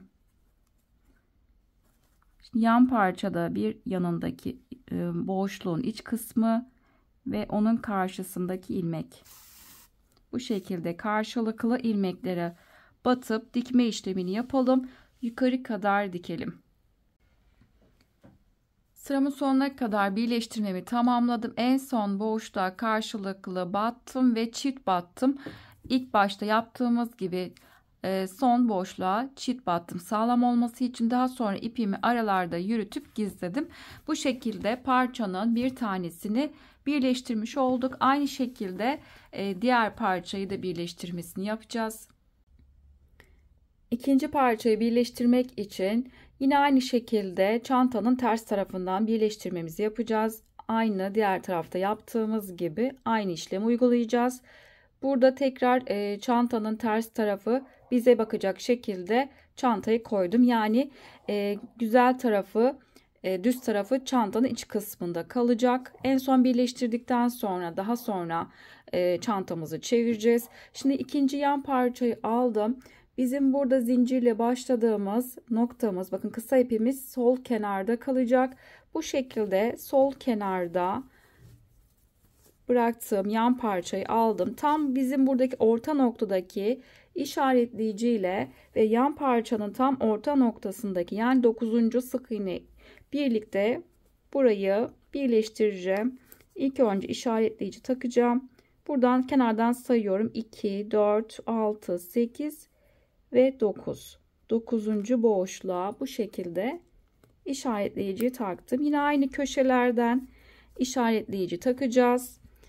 Ve kenar kısımlarından yine işaretleyici taktıktan sonra ara ara burada sabitlemek için işaretleyici takacağım. Ardından bakın buradan sağ kenardan buradan başlayacağım. Tabana doğru dönüp daha sonra diğer tarafa kadar birleştirmemi tamamlayacağım. Aynı burada yaptığımız aynı işlemi burada uygulayacağız. Tam kenar noktasından itibaren birleştirip diğer taraf kenar noktasına kadar birleştirmemizi tamamlayalım. Diktikten sonra çantanın diğer tarafını, düz tarafını çevireceğiz. Parçaları ben birleştirdim. Şimdi çantanın iç kısmını dışa çevireceğiz.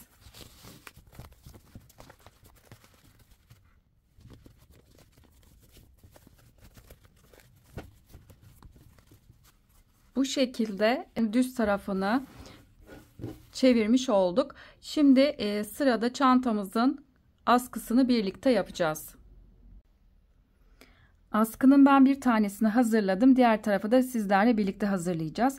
Şimdi bu yaptığım askının sizlere ölçüsünü vermek istiyorum. Bakın şu şekilde modeli de göstermek istiyorum. Harika bir model. Her türlü çantalarınızda uygulayabileceğiniz çok şık, güzel bir model. Burada ben omuzda takabileceğiniz şekilde uzunluğunu o şekilde ayarladım. Daha kısa da tutabilirsiniz. Elde tutmak isterseniz boyunu kısa yapabilirsiniz. Şimdi bu şekliyle sizlere ölçüsünü vermek istiyorum.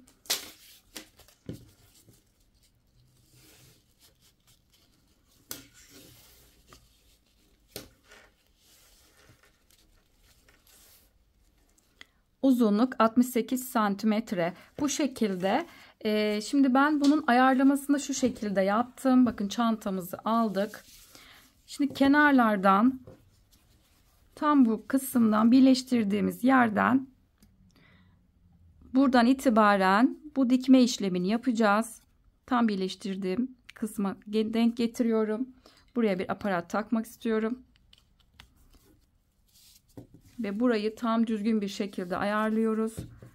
Ve diğer birleştirdiğim kısmı tam kenar noktasına denk getiriyorum. Burayı da buraya da bir aparat takacağım.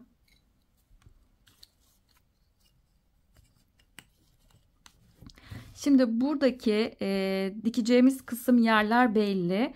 Buradan itibaren ölçtüğüm zaman diğer buradaki çantanın ağız kısmına gelecek olan yer benim 50 santim uzunluğunda yaptım burayı. Tam omuzda takabilecek şekilde ayarlamasını yaptım. Buradaki uzunluğu 40 santim de yapabilirsiniz. 40 santim yaparsanız daha kısa elde tutma olarak da yapılabilir. Bu şekilde boyunu uzatıp kısaltabilirsiniz. Ben bu şekilde toplamda 68 santim olarak yaptım. Şimdi diğer tekini sizlerle birlikte hazırlayalım. İpimi aldım. İpimi alttan biraz ip bırakacağım. Askının bir kenarına dikmek için kullanacağız. Bu kadar yeterli. Askıyı örerken de yine aynı şekilde 3,5 mm tığla öreceğim. Şimdi yeteri kadar ip bıraktım. Ve ilk burada ipimi kilit yaptım. Bunu zincirden saymıyorum. Ve buraya toplamda 4 tane zincir çekeceğim. 1, 2, 3 ve 4. Tığın üzerine ipimi doladım. Şimdi bizim buradaki ilk yaptığımız zincir boşluğuna batıp ilmek çıkarttım. İlmeği uzattım ve 1. Tekrar tığın üzerine ipimi doladım. Yine son zincir boşluğuna battım. İlmek çıkarttım. Bakın ilmekleri hep uzatıyorum. 2. Tekrar tığın üzerine ipimi doladım. Yine aynı boşluğa battım. İlmek çıkarttım ve 3. Bir kere daha aynı işlemi uygulayacağım. Tığın üzerine ipimi doladım. Yine aynı boşluğa battım. İlmek çıkartıp ilmeği uzattım ve 4. Ben ipimin kalınlığına göre 4 defa bu şekilde sardım.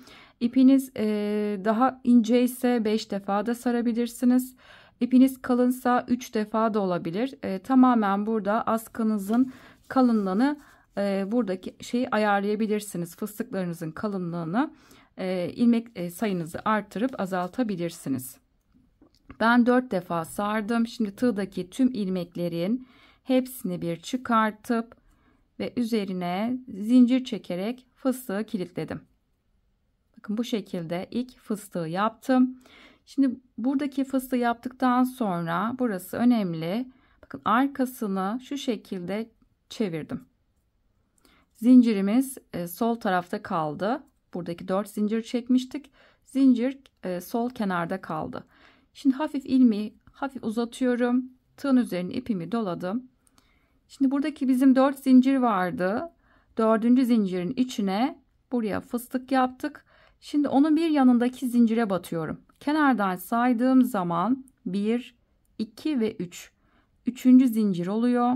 Bakın son battığım yerin hemen bir yanındaki zincir boşluğuna battım, ilmek çıkarttım ve 1. Tekrar aynı şekilde aynı zincir boşluğuna battım ve 2. Tekrar tığın üzerine ipimi doladım. Yine aynı zincir boşluğuna battım. 3. Bir kere daha aynı noktaya batacağım.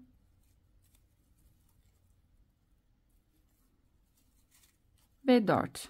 Bakın bu şekilde tığın üzerine ipimizi dolayıp aynı noktaya 4 defa battım. Şimdi tığdaki tüm ilmeklerin hepsini bir çıkarttım ve üzerine kilitlemek için bir tane zincir çektim. Bakın bu şekilde ikinci fıstığı da yapmış oldum. Şimdi burası önemli. Şimdi bu yaptığımız fıstıkların tekrar arkasını çevirdim. Hafif ilmeği uzattım. Şimdi biz bir sonraki yapacağımız fıstık bizim, bakın buradaki zincirin tam solundaki boşluğa batıyorum. Bakın zincirimiz tam arada kaldı. Onun solundaki ara boşluğa batacağım. Tekrar bu noktaya fıstık yapacağız. Tığın üzerine ipimi doladım. Tam ara boşluğa battım. İlmek çıkarttım ve 1. Bakın burası önemli. Zincirin solundaki boşluğa batıyoruz. 1. Aynı şekilde tığın üzerine ipimi doladım. Aynı boşluğa battım. 2. 3 ve 4. Tığdaki tüm ilmeklerin hepsini bir çıkarttım ve üzerine kilitlemek için bir tane zincir çektim. Bakın bu şekilde bir tane daha fıstık yaptık. Şimdi tekrar bakın burası tekrar önemli. Arkasını yaptığım modelin arkasını çevirdim. Hafif ilmek uzattım. Tığın üzerine ipimi doladım. Bakın bir sonraki batacağım nokta benim. Şimdi bu iki fıstığın tam arasındaki şuradaki boşluğa batıyorum. Bakın tam aradaki boşluk. Bir altındaki boşluğa batmıyorum. Tam kenardaki duran yerin hemen tam boşluğa, buradaki ara boşluğa batıyoruz. Buradaki yaptığımız fıstığın tam yanındaki ara boşluğa batıp buraya fıstığı oluşturacağım. 1 2 3 ve 4. Hepsini bir çıkarttım ve üzerine bir zincir çekip kilitledim. Şimdi tekrar arkasını çevirdim. Hafif ilmek uzattım. Şimdi bir sonraki yapacağım fıstık benim. Bakın şimdi soldaki duran fıstığın tam arasındaki kenardaki duran boşluk. İki fıstığın tam arasındaki boşluk oluyor. Tığın üzerine ipimi doladım. Tam ara boşluğa. Bak şuradan da baktığımız zaman hemen fıstığın yanındaki boşluk oluyor. Buraya batıp 1 2 3 ve 4. Hepsini bir çıkarttım ve bir tane üzerine zincir çektim. Tekrar arkasını çevirdim. Bir sonraki tekrar yapacağımız fıstık, bakın tam iki fıstığın şuradaki boşluğa, sol taraftaki duran fıstığın tam yanındaki boşluğa batıyorum. Tam buradaki ara boşluğa batacağız.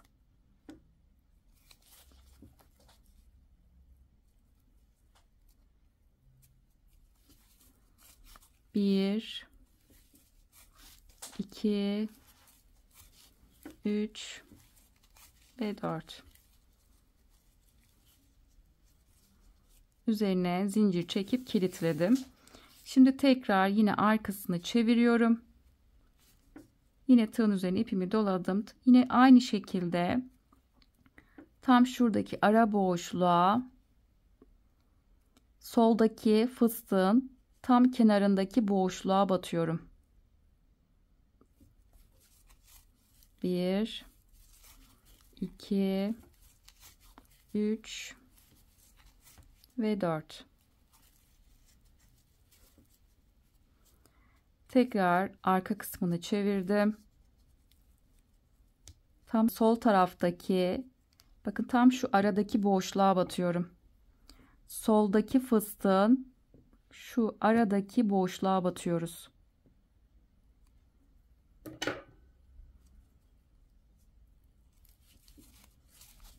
Bir,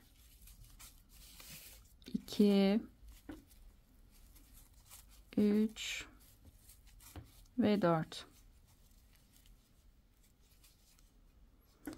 Bu şekilde devam edeceğiz fıstıklarımızı yapmaya. Bu şekilde arkasını çevirdim. Son bir defa daha göstermek istiyorum. Tam şuradaki ara boşluğa batıp tekrar fıstığımızı oluşturacağız.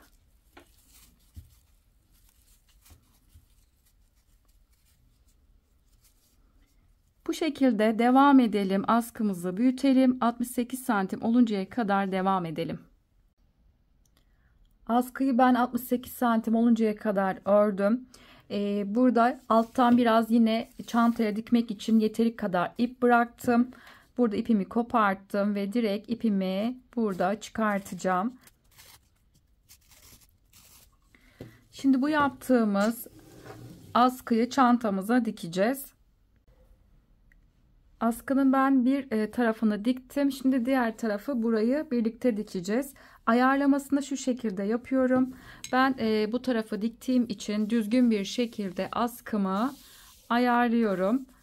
Tam bizim yan parçanın diktiğimiz kısımdan itibaren, bakın burası yan parçayı diktiğimiz kısım, tam bu noktaya getirdim. Ardından devam ediyorum. Bakın buradaki yere kadar bu kısmı denk getirdim ve buraya bir aparat takacağım. Bu şekilde bu noktaya kadar dikme işlemini yapacağız. Buradaki askının ucundaki ipe iğneyi buraya taktım. Şimdi kenardan itibaren dikme işlemini yapacağım. Tam buradaki diktiğimiz kısma buradan iğnemi iç kısma doğru çantanın ipimi çıkarttım. Şimdi tekrar kenar kısmı sağlam olması için aynı noktaya bir kere daha batacağım. Şimdi dikerken biz ilk önce tam kenar noktasından bir dikeceğim. Daha sonra buradaki yere kadar geldikten sonra burayı düz dikeceğim ve aşağı kadar kenar kısmını askının tekrar bu noktayı buraya kadar dikeceğiz. Yani kenar kısımları dikeceğimiz için uygun boşluklara iğnemi batacağım.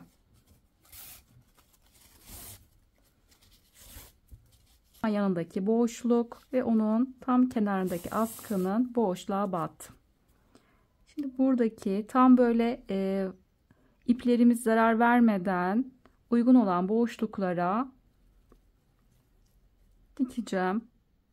Bir yanındaki, karşısındaki boşluk. Şimdi ipimi arkadan çıktım. Hemen yanındaki boşluk ve askının karşısındaki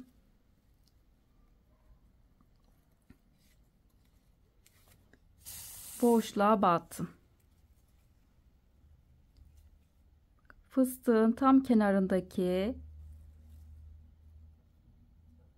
ipin bir kanadını aldım.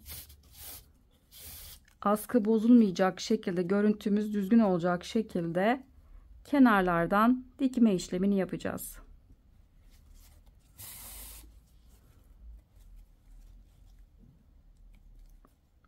Fıstığın iç kısmına battım ve onun karşısındaki boşluk. Bir yanındaki boşluk ve onun kenardaki boşluğa battım.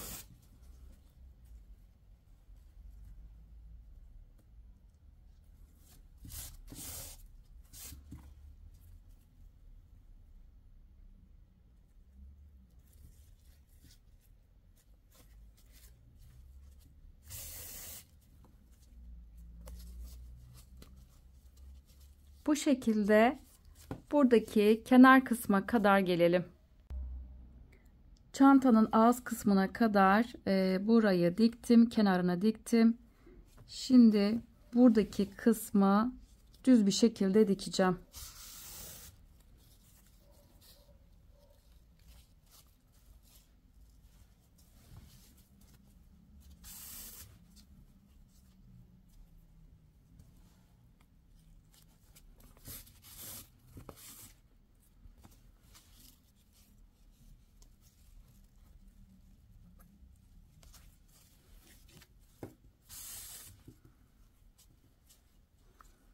Bakın burada fıstık bozulmadan dikmek için alt kısma batacağım.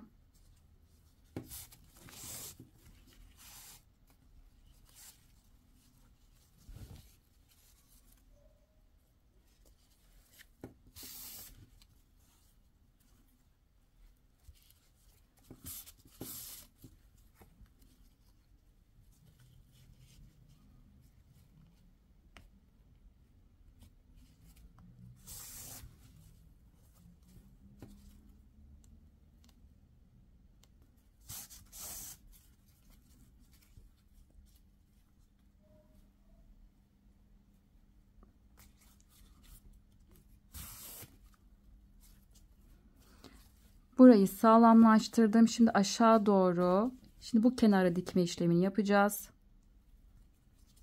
Modelimiz bozulmadan kenar kısmına dikeceğiz.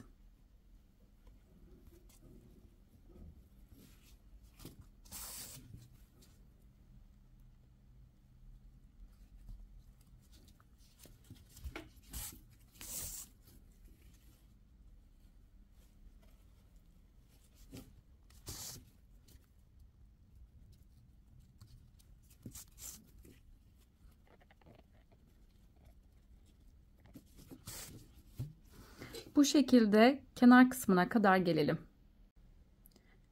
Kenar kısmına kadar diktim. Şimdi bu ipimi çantanın iç kısmında yürütüp fazlasında ipimizi kopartıp gizleyeceğiz. Bu şekilde askının bir tarafını diktik.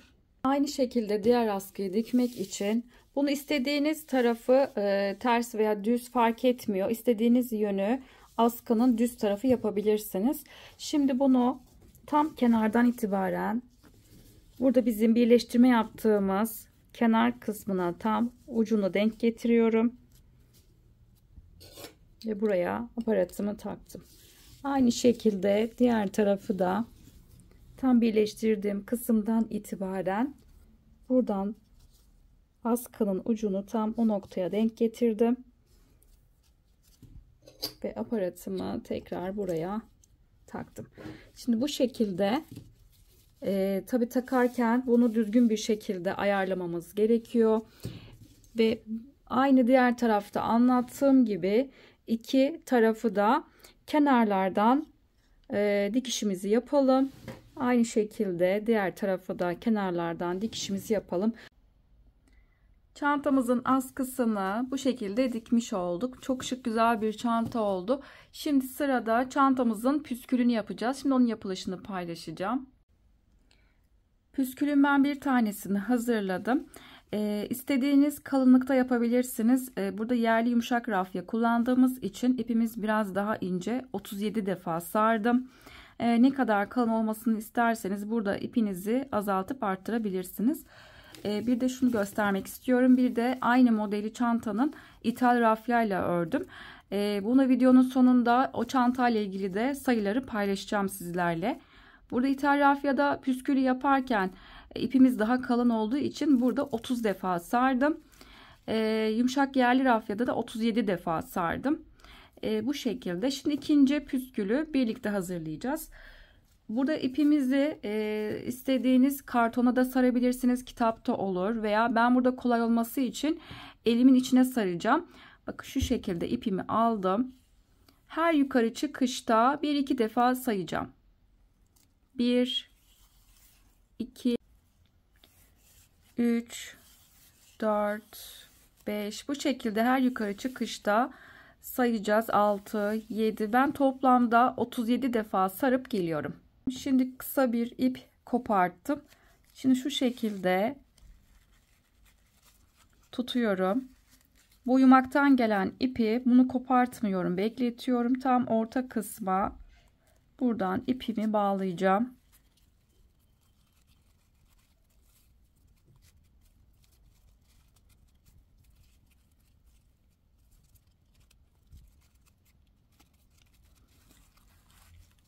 Bu şekilde bağladım. Şimdi yumaktan gelen ipi saracağım. Önce iplerimi düzeltiyorum. Şimdi yumaktan gelen ipi bu şekilde bakın aşağı doğru biraz bıraktım. Bunu burada parmağıma doladım. Bakın şu şekilde bir halka yapacağım. Baş parmağınızla dolayabilirsiniz. Burada bir halka yaptım. Ve bunun kenarından bakın biraz altta pay bırakıyorum ve bu ipimi biraz saracağım.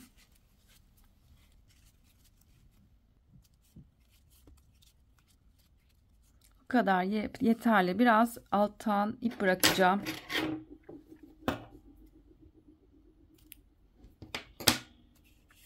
Şimdi bu ipin arasından halka yaptığım, parmağımızla halka yaptığımız yerden ipimizi içinden bu şekilde geçirdim. Ve bu ipi dikkatli bir şekilde sıkıştırdım.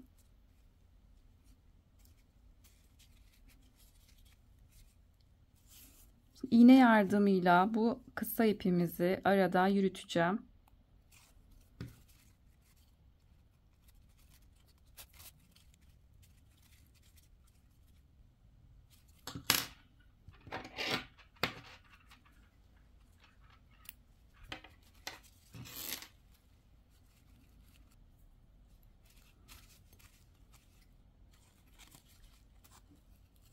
Burada iplerimi keseceğim.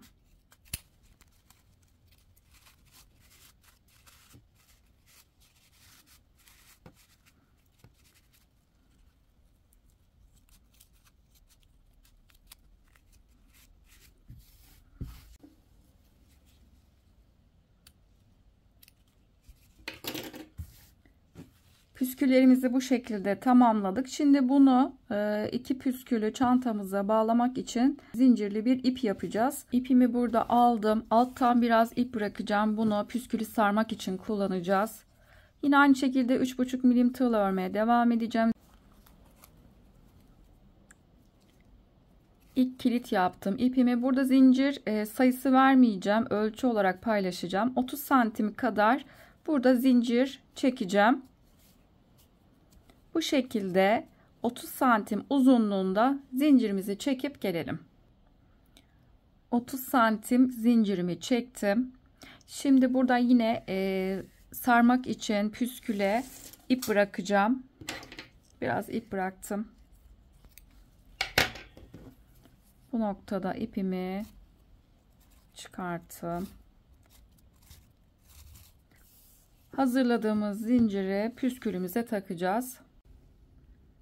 Püskülün bir tanesini ben burada bağladım. Şimdi diğer tekini birlikte yapacağız.